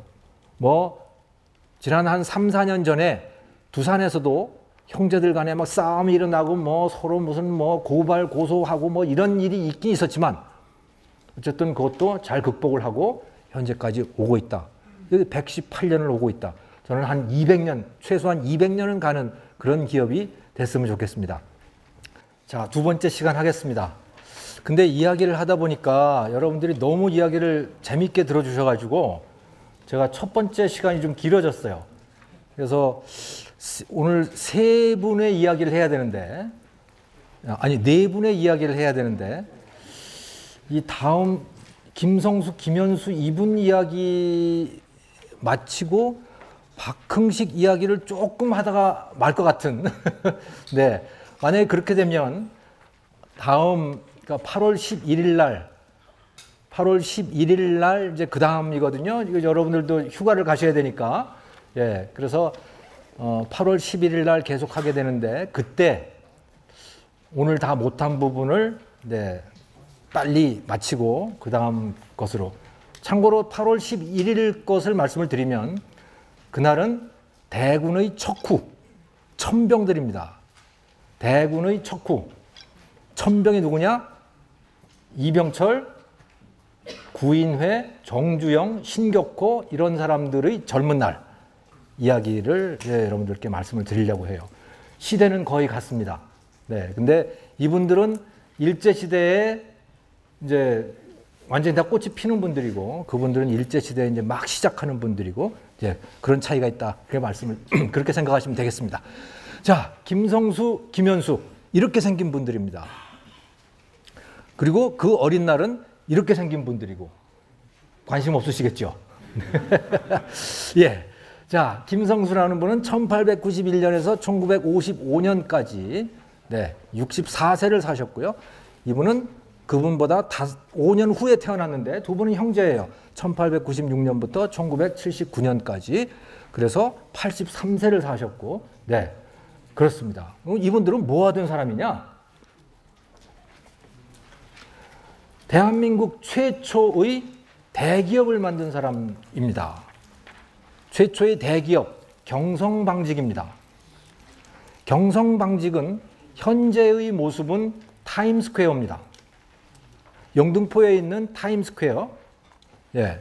그게 경성방직의 현재 모습인데, 아무튼 그 최초의 대기업을 만들었고, 또 동아일보와 고려대학교를 설립한 분들인 거죠.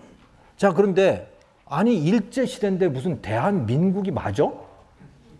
웬 대한민국? 조선시대? 대한민국이라고 하는 우리 국호가 언제 생겼어요? 여러분 아세요? 19년입니다. 예, 맞아요.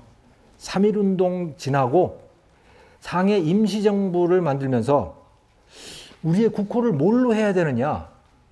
그때까지 우리의 국호가 뭐였어요? 그 합방 이전에 대한제국이었잖아요. 사실은요 그때까지 한국은 중국의 속국이었죠. 실제로 중국의 속국이었어요. 그런데 그렇기 때문에 이 땅에는 황제가 없는 겁니다. 황제를 칭할 수가 없는 거예요. 다 왕이었죠. 왕은 중국에는 왕들이 많았죠. 중국에 왕들이 많았습니다. 근데 조선에는 왕 하나 있는 왕이에요. 이게 그 황제 밑에 있는 거예요. 자, 그러다가 고종 황제께서, 고종 임금님께서 야, 나도 황제야.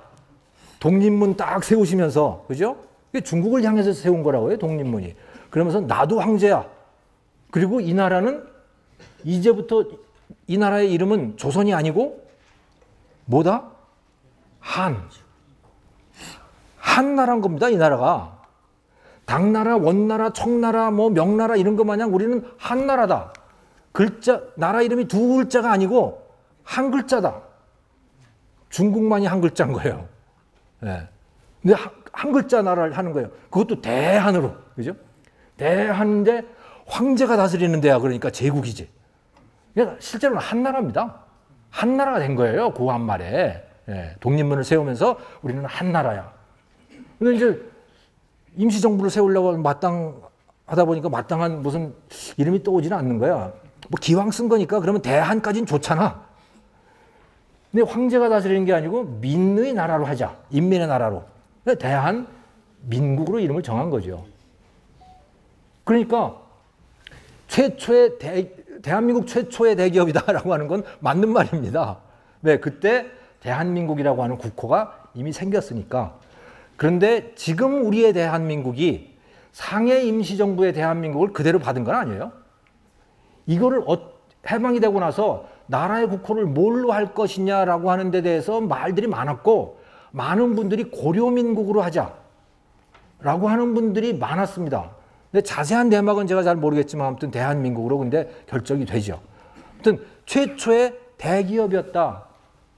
박승직 상점은 대기업이라고 보기는 어렵습니다. 뭐 중소기업, 중견기업 정도 뭐 이렇게 보시면 되는 건데 이건 대기업인 거예요. 어마어마한 규모의 최초의 본격적인 산업자본이기도 한 것이죠.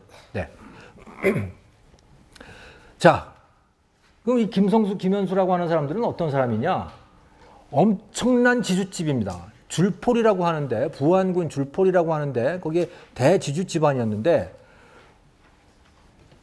이 일대 전라북도 뭐 부안, 고창, 영광, 장성, 정읍 이 일대에 저 사람 땅을 밟지 않고서는 걸어 다닐 수가 없는 그런 정도의 어마어마한 15만 석이었다고 뭐 그런 얘기들이 있어요. 쌀 15만 석, 만석군이만 해도 뭐 어마어마한데 아무튼 엄청난 부자였던 거죠. 원래 이 집이 그렇게 뭐 조선 초부터 부자는 아니었는데 구한말에 이렇게 부자가 됩니다. 부자가 되는 그 방법에 대해서 쭉 이야기를 써놓은 거 보면은 그 대군의 척후라고 하는 그 책이나 이런 것들을 보면, 예, 그러면 그런 이야기들이 좀 나옵니다만은 거기에 힌트가 있어요. 뭐냐? 옛날 양반들은요, 옛날 부자들은 돈을 남기지를 않았대요. 돈이 생기면 다 썼답니다, 그거를. 남기는 걸 좋은 걸로 생각을 안 했대요. 그 뭐 하는데 썼느냐? 손님 초대하는 거, 남한테 주는 거, 이런 거예요. 그러니까 경주 최부자도 한 번 땅이 생긴 다음에 그 땅이 늘어나지는 않습니다, 잘. 왜? 다 주잖아요. 다 주잖아요. 그게 조선 양반들의 기본적인 속성이었던 거예요. 그런데 그 주는 것이 쌍놈들한테 준 건 아니죠. 자기들끼리 준 겁니다. 양반들끼리. 예. 그런데 특이하게도 이 김성수 집안의 그 아버지 김경중 뭐 이런 분들은 돈이 생기면 계속 모아가지고 땅을 산 거예요. 그렇게 해서 계속 땅이 늘어난다 그러더라고요. 자, 아무튼 그랬어요. 그러다가 이 김성수, 김연수는 둘 다 일본 유학을 하죠. 일본 유학을 합니다. 김연수 같은 경우는 교토 무슨 대학을 다니더라고요. 자, 가서 보니까 조선의 현실이라고 하는 게 정말 답답하고 한심하고 뭘 어찌 해야 될지를 모르겠는 거예요. 왜? 일본은 너무너무 발달했으니까. 사람 자체가 다르니까. 이걸 어떻게 바꾸고 싶다 이거예요. 아무튼 이 나라를 어떻게 구하고 싶다. 그때 영감을 준 사람이 있었습니다. 그 사람이 퀴즈인데. 자, 그리고 3.1운동이 납니다. 이 영감을 받은 사람, 아, 나도 그렇게 해야겠다 라고 해서 김성수가 방직 공장을 짓자 라고 결심을 하게 되죠. 자, 퀴즈입니다. 조선은 조선인의 것이 되길 바랍니다. 이 편지는, 이건 누구의 편지에 들어있는 말이거든요. 이거는 김성수가 누구에게 보낸 편지에 대한 답장이 왔는데, 간단한 답장이 왔는데 그 답장 속에 들어있는 내용이었습니다. 자, 세계적인 독립운동가 김성수는 누구에게 편지를 보냈었을까요? 네. 말씀하시죠. 간디. 이 사람이 간디 같아 보입니까? 간디 맞습니다. 박수 한번 해주세요. 예, 축하드립니다. 어디서 오신 누구세요? 아, 저는 계명대학교 다니고 있는 계명대학교 광고홍보학과 김유진이라고 합니다. 계명대학교 광고홍보학과 김효진 씨. 예, 잘 맞추셨습니다. 책과 돈 중에 어느 것? 돈. 좀 특이하게 돈으로 하겠습니다. 솔직한 겁니다. 박수 한번 해주세요. 네. 네, 간디입니다. 간디. 간디한테 편지를 낸 거예요. 네. 근데 사실은 이 편지는 1926년입니다. 3.1운동은 1919년이잖아요. 네. 근데 김성수가 간디한테서 굉장한 영감을 받은 건 분명한 사실이에요. 네. 간디가 이제 독립운동을 계속 하니까. 그리고 간디의 독립운동의 핵심은 뭐였느냐? 몰래 돌리는 거였거든. 자급자족 하자는 거예요. 영국의 그 면직물들 쓰지 말고 인도 사람들이 스스로 만든 거 그거 네가 직접 해서 해입어라. 자급자족 하자 이거예요. 사람마다 시장 나가서 뭐 물건 사지 말고 직접 네가 다 해입어라. 그래가지고 이거 물레를 돌린 거거든요. 근데 이제 김성수는 그거를 공장에서 만들고 싶었던 거죠. 네. 자, 그래가지고 아, 내가 공장을 만들어야겠다. 그래서는 전국을 돌아다니면서 지방 유지들을 다 쫓아다니면서 모금을 합니다. 소위 민족 자본이라고 하는 거를 만드는 거예요. 진짜 모금을 하면서 민족 자본을 만드는 겁니다. 그래가지고 그때 처음에 찾아갔던 분이 바로 이 최준이라고 하는 분이에요. 최준. 이분입니다. 최주인 어르신께서 그 손자를 안고 있는 그런 사진입니다만은 경주 최부잣집이에요. 경주 최부잣댁을 찾아가죠. 그래서 제가 조선 방직, 조방에 대응할 만한 그런 공장을 세우고 싶습니다. 조선인들을 위해서. 조선에도 그런 게 있어야 되지 않겠습니까? 근데 교수님 네. 질문 좀 한번. 네. 그 줄포리 대지주신데 네. 지금 830만 평 정도의 그 땅이거든요. 네. 그 대지주신데 그 돈 그 부자시니까 그 네. 돈으로 방적 공장을 만드실 수가 없었나요? 이 자본을 모으신 이유가 뭐나요? 자기도 많이 냈지만 돈을 모으는데 굉장히 뜻을 두더라고요. 왜냐하면 많은 사람들이 내야 된다. 그러니까 국민주 방식인 거죠. 예. 그래서 전국 각, 그러니까 최준 어른도 돈을 내고, 예, 전국 각지에서 돈을 이제 객출을 합니다. 그래가지고 그분들에게 주식을 이제 배정을 하는 거죠. 그래서 국민주 방식이 되는 거예요. 그리고 최초의 이제 대기업이 되는 거고요. 그리고 그 자리는 지금 여기 영등포역이면 바로 타임스퀘어가 있는 바로 이 자리인 겁니다. 어딘지 다 아시겠죠? 네. 이 자리인데, 뭐, 그거 무슨 대단한 일이라고 이걸 여기서 밝히냐? 이게요, 옛날 같으면, 여기가 어디냐면, 시흥군 영등포읍입니다. 그 당시에 시흥군 영등포읍이었단 말이에요. 무지하게 촌구석인 거죠, 이게. 예. 이런데요. 예. 이게 영등포역이고, 이제 이런 거죠. 예. 이런 데다가 자리를 잡은 겁니다. 그러니까 굉장히 오지에다 자리를 잡았다. 근데 거기에 경방이 들어서면서 이제 공장들이 들어가는 거예요. 영등포 공장지대가 이제 만들어지기 시작하는 겁니다. 그런데 이것은 그 이전 같으면 상상하기 어려운 일이었다. 왜? 얘기해 보세요. 강 아닙니까? 강을 건너야 되잖아요. 강을 건너면 이거는 뭐예요? 아무튼 서울이 아닌 거죠, 여기는. 갈 수가 없는 겁니다, 기본적으로, 거기를. 근데 이건 또 특이하게 말이죠. 이게, 구한말의 이 용산 나루터인데요. 이게 지금 흐려서 그렇습니다만은 사람들이 왜 빨개 벗고 있는지 모르겠어요. 이게 인부들이 다 지금 빨개 벗고 일을 하고 있더군요. 예. 아무튼 여기로 이제 무슨 뭐 나무도 뭐 실어 나르고 뭐 이렇게 하는데 기본적으로 이런 식의 나루터가 되어가지고는 공장이 들어설 수가 없는 거예요. 근데 이게 어떻게 가능했냐?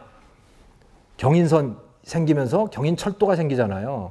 그 철도를 쓸 수가 있었던 것이고 또 6.25 때 파괴되었던 그 다리 한강 인도교죠. 예, 그것이 생기는 겁니다. 어디 갔어? 이거죠. 1917년에 이게 들어오는 거예요.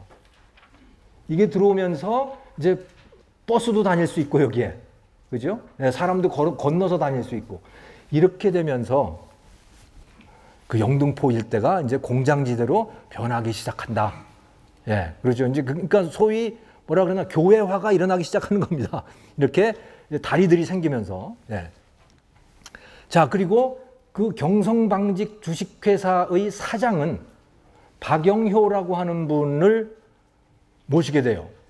박영효라고 하는 분은 철종의 사위였어요. 그죠?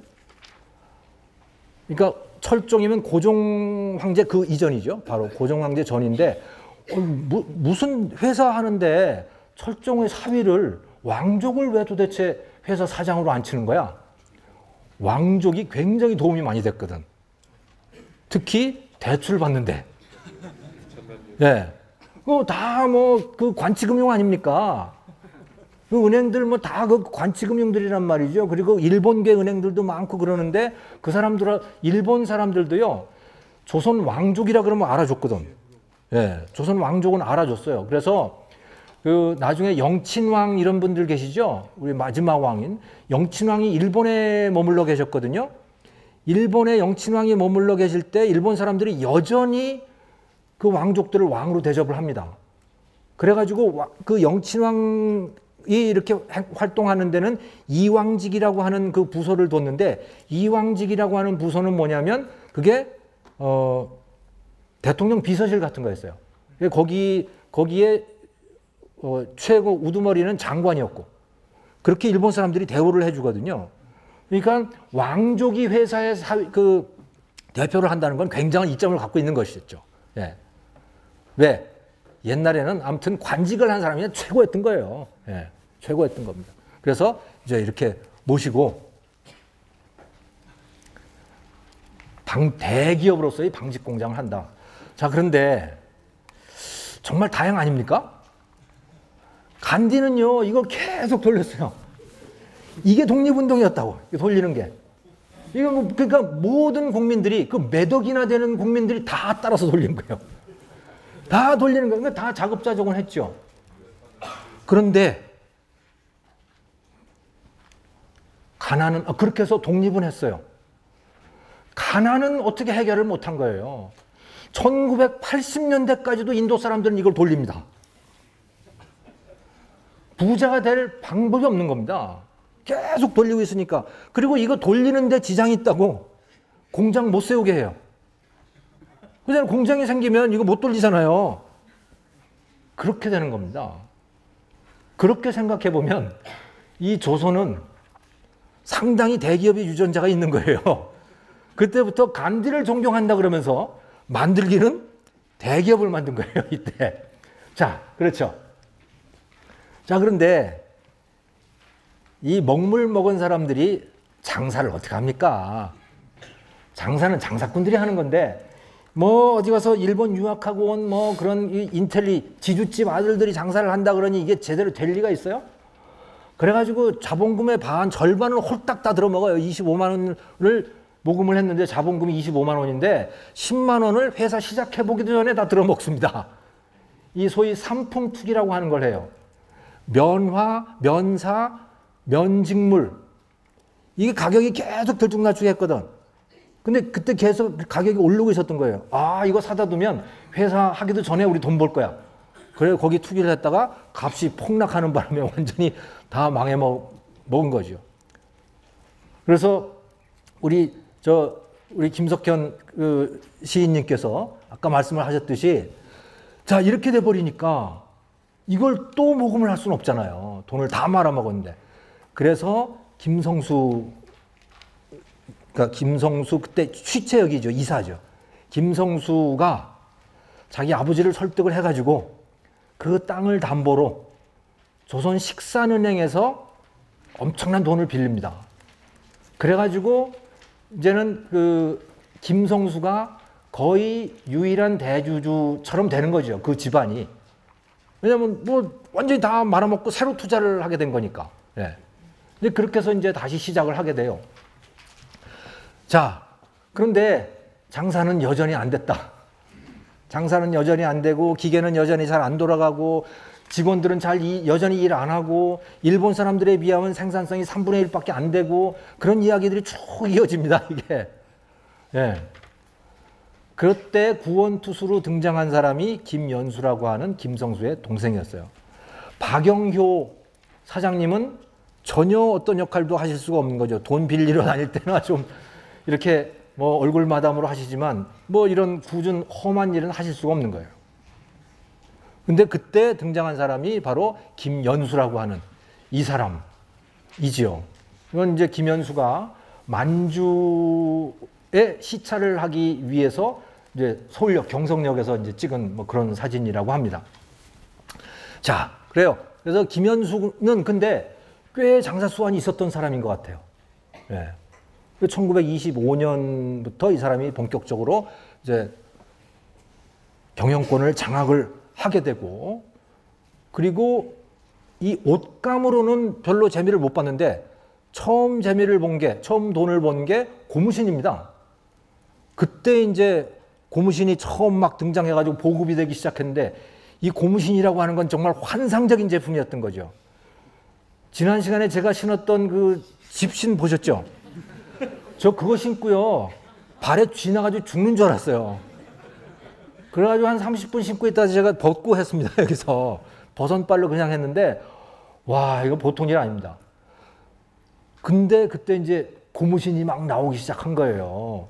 그 조선 사람들도 이제 고무신을 만드는 거죠. 근데 고무신이 그렇게 만들기 어렵지 않으니까 뭐 여러 경쟁이 치열했던 겁니다. 거기에서 김연수가 히트를 칠 수 있었던 그 판매 전략은 뭐냐? 신용이죠. 어떤 신용? 6개월 안에 가지고 오면 바꿔준다. 반품이야, 반품. 예. 반품해 줄 테니까 마음대로 사가라. 절대로 떨어질 일 없을 것이다. 빵꾸 날 일 없다. 이렇게 해가지고선 팝니다. 그리고 그게 주요해가지고 이 별표 고무신이 꽤 잘 팔렸어요. 하지만 여전히 옷감은 잘 안 팔렸는데 그 당시 여기서 출시된 이 옷감은 이런 게 상표였거든요. 여기 보면 상표가 희한하게 목탁표도 있습니다. 상표 이름 목탁표, 삼각산표 뭐 이런 것도 있고 별표들이 다 있는데요.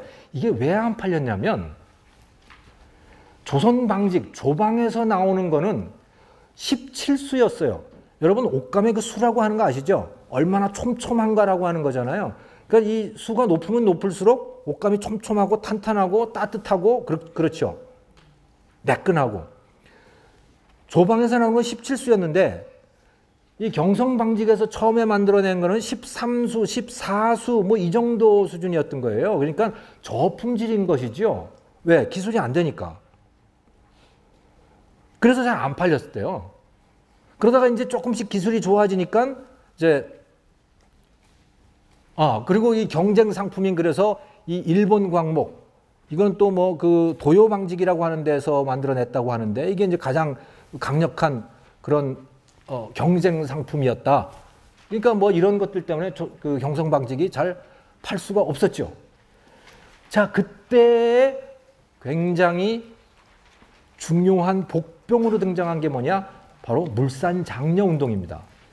물산장려운동 여러분 들어보셨죠? 예, 국산품을 애용합시다 이거죠. 이게 바로 그러니까 간디에게서 영감을 받은 겁니다. 간디가 바로 그걸 한 거잖아요. 간디가 이걸 돌리면서 국산품 애용운동을 한 거죠. 우리도 그걸 하자. 이걸 시작한 사람이 누구냐? 김성수입니다. 김성수는 누구냐? 경성방직의 사장. 김성수가 동아일보를 창간하잖아요. 1920년에. 동아일보 창간하면서 거의 동시에 물산장려운동을 합니다. 우리 것 좀 사. 이거지. 그죠? 따지고 보면 야 우리 것 좀 사. 이 얘기지요. 예. 그래가지고 그게 거기에 이제 한용운이라든가 또 조만식 선생이라든가 뭐 이런 분들이 여기 이제 다 합류를 하게 되고 이게 조선의 거대한 물결로 자리를 잡게 되는 겁니다. 여기에 대해서도 총독부도 뭐라고 말을 할 수 없는 그런 상황이 되는 거죠. 그리고 경성방직 제품도 16수, 17수까지 올라가게 돼요. 그리고 물산장려운동하고 결합이 되는 거죠. 그래서 이제 제법 팔리기 시작합니다. 그래서 이제 흑자가 생기기 시작한다. 근데 17수 그때 나온 제품이 이제 바로 이 태극성 광목이라고 하는 이런 광목이었고 이 광고입니다. 이 태극성이라고 하는 거 총독부에서 저게 등록 상표거든요. 총독부에서 저거를 어떻게 허용을 해줬을까요? 저거는 총독부에서는 허용할 수 없는 상표입니다. 왜? 조선의 민족 감정을 자극하는 거잖아요. 그러니까 저거는 허용을 못해. 그러면 저걸 어떻게 등록 상표를 받았냐? 일본 본토에 가서 받은 거예요. 본토 특허청 사람들은 별로 이런 데 관심이 없는 거거든. 예. 그래서 거기 가서 받아가지고 이제 조선에 와가지고 이제 민족 감정을 자극하면서 파는 거죠. 그래서 꽤 잘 팔렸어요. 그런데 이 남조선보다는 북조선과 만주에서 더 잘 팔렸습니다. 왜냐? 이 남쪽은 일본 상품이 굉장히 많이 퍼져 있던, 그래서 사람들이 일본 상품을 더 좋아하고 그런 상태였고, 북쪽으로 가면 갈수록 반일 감정이 좀 있었던 모양이에요. 그리고 만주에 가면은 반일 감정이 굉장히 심했었대요.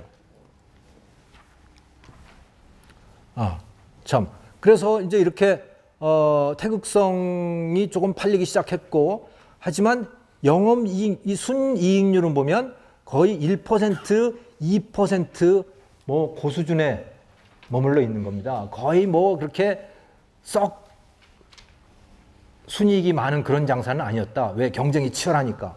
자, 이런 상태에서 어떻게 해야 될 거냐? 원가를 떨어뜨려야 되잖아요. 원가를 떨어뜨리려면 어떻게 해야 되죠? 그렇죠. 규모의 경제가 필요하잖아요. 그럼 증설을 해야 될 거 아니에요. 네, 그걸 하게 되는 겁니다. 증설을 하게 되는 거예요. 그래서 이게 보면 1938년에 경성방직, 조선방직, 도여방적, 가내가우치 방직 이렇게 이제 그 설비들이 얼마나 크냐라고 하는 걸 지금 보여주고 있는 것인데, 네.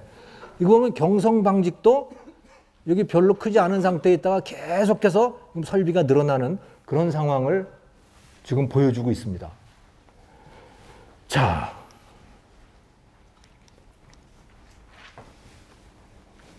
경제학을 한번, 자, 이 시점에서 우리 경제학을 한번 공부를 해봅시다. 규모의 경제 이야기를 했었잖아요. 경성방직은 최초의 대기업이었습니다. 왜 대기업이냐? 왜 이거 돌리면 안 되죠? 왜 이거 돌리는 그 돌려서 만든 면직물이 왜 경성방직 같은 대기업의 제품이 안 되는 거예요? 대기업이 주먹 들고 팝니까? 아니잖아요. 제품이 좋고 값이 싸고. 그러면 대기업은 어떻게 그렇게 할 수 있지? 대량으로 하기 때문에 그렇게 하는 겁니다. 우리도 그러잖아요. 물건 주문할 때 대량으로 주문하면 값이 싸잖아요. 그런 겁니다. 그것을 경제학의 용어로 규모의 경제라고 하는 거거든. 그러니까 대량으로 한다. 즉 규모를 키우게 되면 규모의 경제가 생겨요. 그래서 제품의 질이 높아지고 원가가 낮아져요. 그래서 싸게 팔 수 있어. 좋은 제품을. 그럼 많이 팔 수 있어. 많이 파니까 대기업이 될 수 있어요. 이런 원리인 거예요. 근데 문제는 그게 말처럼 쉽지 않다는 거죠. 그게 쉽다면 누구나 다 대기업이 되지. 뭐가 어려운 거냐? 커지면 커질수록 리스크가 커진다. 안 팔리면 어떡하지? 안 팔리면 어떡하지? 자, 제가 말이죠. 오늘 여러분들께서 많이 오셨어요. 야, 규모를 좀 늘려볼까? 그러면 여러 가지 이점들이 많이 있는데 다음번에 그러면 한 500석짜리를 해볼까? 이렇게 되면 어떻게 될까요? 리스크가 있는 거죠. 안 오실 수도 있잖아요, 여러분이. 안 오실 수도 있어. 규모를 키운다는 건 매우 위험한 일입니다. 하지만 성공하면 돈을 벌 수 있죠. 성공하면 뭔가 따라오는 게 있어요. 그런 것이다. 안 팔리면 엄청난 손해로 이어지게 된다. 그렇기 때문에 대기업을 만들려면 용기와 끈기는 왜 필요해요? 용기는 그렇다고 하더라도 끈기는 왜 필요할까? 비즈니스를 하는데 실패 때문에 필요한 겁니다. 하다 보면 반드시 실패하거든요. 실패하고 내 뜻대로 안 되고 적자 생기고 파업 생기고 뭐 이럴 때 어떻게 할 거냐?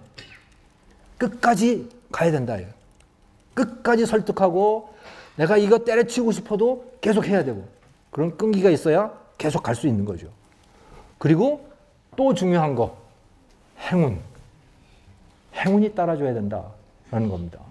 이 행운이라고 하는 건 정말 무시할 수 없습니다. 행운. 근데 행운 남들이 행운이라고 그거를 우리가 뺏을 필요는 없잖아요. 행운이 있으면 좋은 거죠. 자, 그렇다. 그렇게 해서 성공하면 돈 벌고 자기 돈 번다 이거야. 좋은 상품, 일자리로 남들에게도 기여한다 라는 것이죠. 자, 그래서 경성방직이 이제 막 증설을 합니다. 조선 가지고는 안 되죠. 조선 가지고는 안 되는 거예요. 어디로 진출을 하느냐? 만주로. 여러분 강의 자료 속에는 이건 없습니다. 이건 제가 오늘 또 추가한 것인데 제가 이 강의하느라고요 일주일 내내 이것만 들여다보고 있습니다. 아무튼 예. 근데요 이게 경성방직은 북쪽에서 주로 팔렸다 그랬잖아요. 북조선하고 만주하고 이쪽에서 그때 팔렸던 광목의 이름이 불로초예요. 이 불로초를 특히 중국 사람들이 좋아한 거예요. 불로초라고 하는 그 상표도 좋아했지만 또 경성방직을 왜 좋아했냐면 일본 놈들이 싫으니까 그 반사적인 심리로 조선 상품을 좋아한 거예요. 왜? 중일 전쟁 중이거든. 예. 자기네하고 전쟁하고 있잖아요. 한국은 근데 조선은 어때요? 조선은 이미 한 번 지나간 거야. 한일합방 되고 나서 한 20년 지난 거예요, 지금. 그러니까 상당히 잊어먹었어, 지금. 중국 사람들은 지금 막 부딪히고 있는 거죠. 예. 그래서 그 반사 이익을 꽤 얻게 된 거예요. 이게 이제 그 용정에, 만주의 용정에 있는 이거는 뭐 조선 사람들의 그 장의 모습이 이렇게 생겼었대요. 자, 그렇습니다. 그래서 김현수는 만주에서 이제 막 확장을 하기 시작합니다. 그러니까 대한민국 최초의 본격적인 해외 진출을 한 기업이 바로 경성방직이기도 한 거예요. 그래서 여기에다가 남만방적이라고 하는 거, 서울에 있는 경성방직의 몇 배나 되는 그런 방직 공장을 저 만주에다가 갖다 짓습니다. 그리고 거기다가 짓게 되면 이제 그 직공들이 노동자가 수천 명이 필요한 거예요. 그 사람들 기숙사도 다 짓죠. 근데 먹여야 될 거 아니에요. 근데 농지가 마땅치가 않은 거예요. 만주니까. 벌판인 거예요. 황무지인 거예요, 거기가. 그 농지를 만들어야 돼. 그래서 농지를 만들기 시작하는 겁니다. 그게 삼양그룹이라고 하는 것이 생기는데, 그래서, 예. 지금 삼양사 그룹이 있잖아요. 원래 뿌리가 그거예요. 거기는 농사 짓는 데였어요. 예. 그래가지고 여기에 이제 농장들을 쭉, 이게 뭐, 매화농장, 반성농장, 교화농장, 뭐, 구대농장, 뭐, 이렇게 농장들을 쫙 만들어 가는 거죠. 예. 그래서 조선인이 가가지고 엄청난 규모의 방직 공장을 만들면서 동시에 또 농장 개발을 하는 겁니다. 농지 개발을. 네. 그래가지고 일본보다도, 그러니까 일본이 만주 진출을 하는데 거기에 조선인들이 굉장히 거기에서 덕을 보죠. 뭐 말하기 매우 불편한 사실입니다. 그래서 여러분 아까 그 제가 틀어드렸던 그 노래 중에 처음에 나온 노래가 뭔지 아세요? 타양살이죠. 그 타양이 여긴 겁니다. 만주. 그 타양이 만주예요. 그러니까 조선을 떠나서 만주에 가서 사는 거예요. 외롭잖아요. 그 이야기를 하고 있는 것이죠. 예. 이때 조선 사람들이 만주에 많이 진출을 하게 되죠. 예. 자,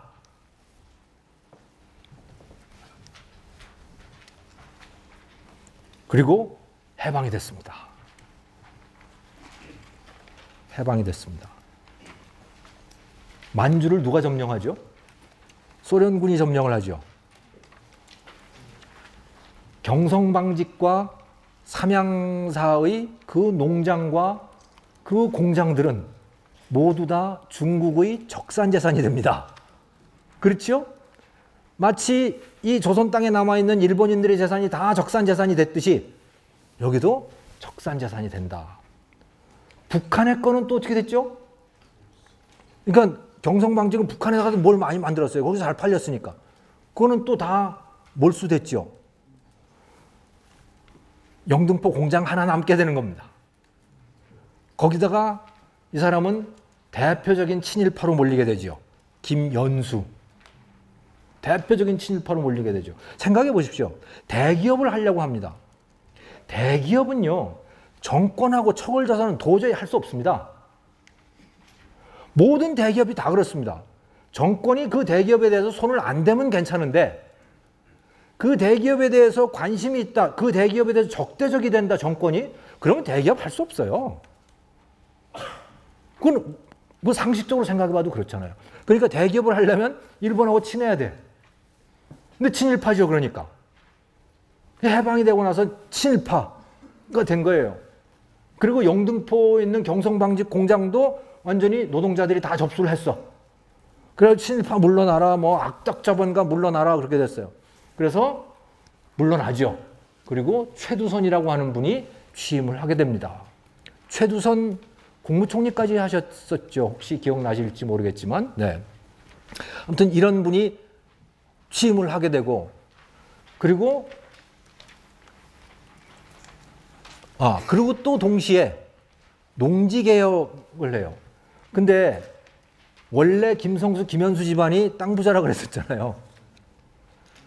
그것도 다 농장으로 조직을 해놨었거든요. 그거 다 몰수되죠. 농지개혁 과정에서. 그러니까 이 사람은 참으로 역설적으로 해방이 되면서 완전히 빈털터리가 되고 맙니다. 네. 해방이 되면서 다 빈털터리가 되고 마는 거죠. 그래도 비즈니스를 할 줄 아는 사람은 돈이 없어도 비즈니스는 여전히 하더라. 그래서 그 다음에 이 사람이 했던 게 뭐냐면 삼양설탕입니다. 삼양설탕. 설탕 공장 중에서 제일 처음 만들어졌던 게 제일제당이에요. 제일제당, 대한제당 뭐 이런 것들이 쭉 이제 만들어지기 시작하는데 삼양설탕은 제일 마지막에 만들어집니다. 왜? 허가가 안 나와. 뭐 때문에? 누구 때문에? 형 때문에. 형이 이승만하고 척을 졌거든요. 그 국가에서 허가를 내줘야 되는데 허가를 안 내주는 거야. 그래가지고 삼양설탕이 가장 나중에 나와요. 그래도 뭐 비즈니스를 원래 할 줄 아는 분이기 때문에 예, 그걸 가지고 그냥 어떻게 일으켜서 나중에는 이제 그룹으로 만들어 놓죠. 그래서 지금은 이런 삼양홀딩스라고 하는 것을 중심으로 해가지고 이런 기업들이 지금 만들어져 있고요. 저게 김연수 가문이고요. 김성수 가문은 고려대학교 동아일보 거기 그 가문인 겁니다. 예. 그러면 경성방직은 어떻게 됐나? 경성방직은요, 김용환이라고 하는 분이 해방 직후에 이제 그 회장이 돼요. 그럼 최두선 그 다음이죠. 김용환은 누구냐? 이거는 그러니까 김성수의 매제죠, 매제. 동생 남편. 그러니까 그 김성수 집안으로 하면 사위예요. 사위가 이걸 맡아서 하게 됩니다. 왜?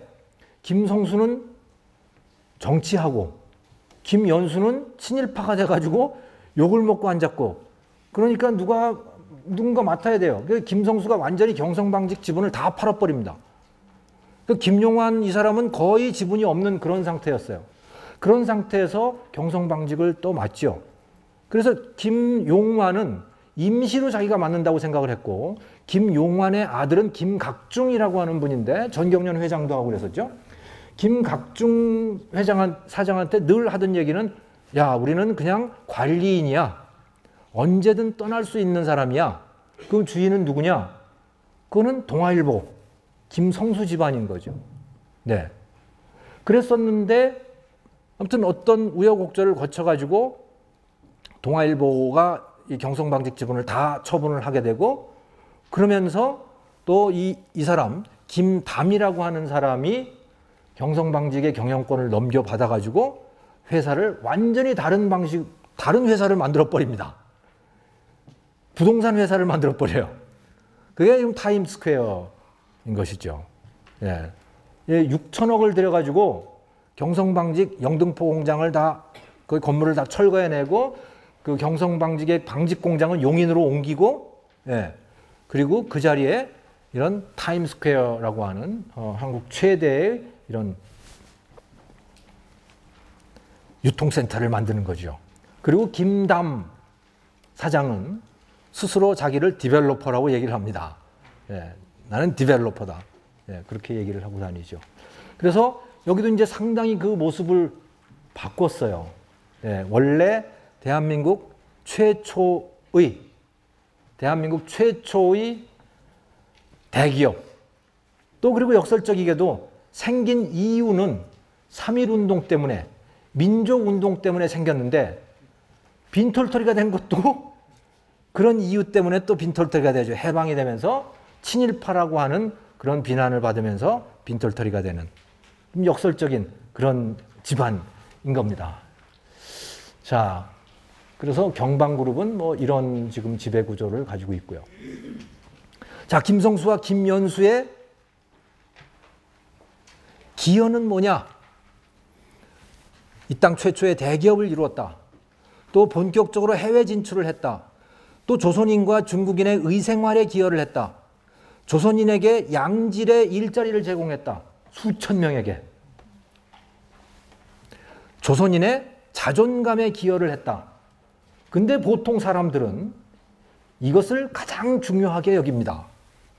그죠? 야, 우리 민족의 기상을 높였어. 이걸 가장 중요하게 여기죠. 하지만 실질적으로는 뭐가 더 중요하냐? 실제로 좋은 제품을 제공하고 좋은 일자리를 제공하고 저것이 사실은 기업의 가장 중요한 역할이고 경성방직이 그 일을 제법 잘했다. 하지만 이 한일 합방과 해방과 뭐 이런 그 정치적인 변동 과정의 희생양이 됐다.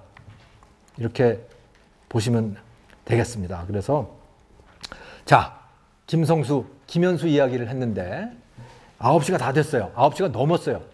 근데 요것까지만 제가 하겠습니다. 요것은 퀴즈죠. 퀴즈. 그래서 돈이 어디 갔지? 여기 있다. 누가 가져간 줄 알았네. 자, 박흥식 이렇게 생긴 분이에요. 조선 제1갑부. 네, 이분입니다. 퀴즈. 소니가 이 땅에서 생산된 적이 있었습니다. 이런 광고가 나오죠. 76년도 신형 텔레비전. 이거 다 소니 텔레비예요. 소니 공장은 부평에 있었어요. 예. 소니 앞에 여기에 무슨 소니였을까요? 네. 화신 소니. 네, 맞았습니다. 어디에서 오신 어느 분이신지요? 성함 한번 말씀하셔야죠. 네. 저 목동에서 온 임병혁입니다. 임병혁 대표님께 박수 한번 크게 한번 보내주시죠. 네. 임병혁 대표님께서 언젠가 떡을 한번 주시겠다고 뭐 그러셨는데 좀 기대해 보겠습니다. 우리 청중들에게. 근데 너무 많아서 되시겠어요? 예. 예, 돈과 책 중에 어느 것? 책입니다. 아, 네. 고맙습니다. 다시 한번 예, 임병혁 대표님께. 예, 그렇습니다. 한국에서 화신소니라고 하는 제품이 생산된 적이 있었습니다. 예, 그런데 저것은 이제 1979년 오일 쇼크를 맞이해가지고 결국은 그 오일 쇼크를 견디지 못하고 부도를 내게 되고 그리고 이것이 화근이 돼가지고 화신이라고 하는 그 어마어마한 뿌리를 갖고 있는 또 자랑스러운 역사를 갖고 있는 그 기업이 이제 무너지게 되지요. 요거는 아무래도 다음 시간에 이어서 그냥 해야 될 것 같습니다. 자, 오늘 그래서 박승직 이게 대한민국 가장 역사가 오랜 기업 두산의 창업자 또 대한민국 최초의 대기업 경성방직의 창업자인 김성수, 김연수 이야기였습니다. 고맙습니다, 여러분.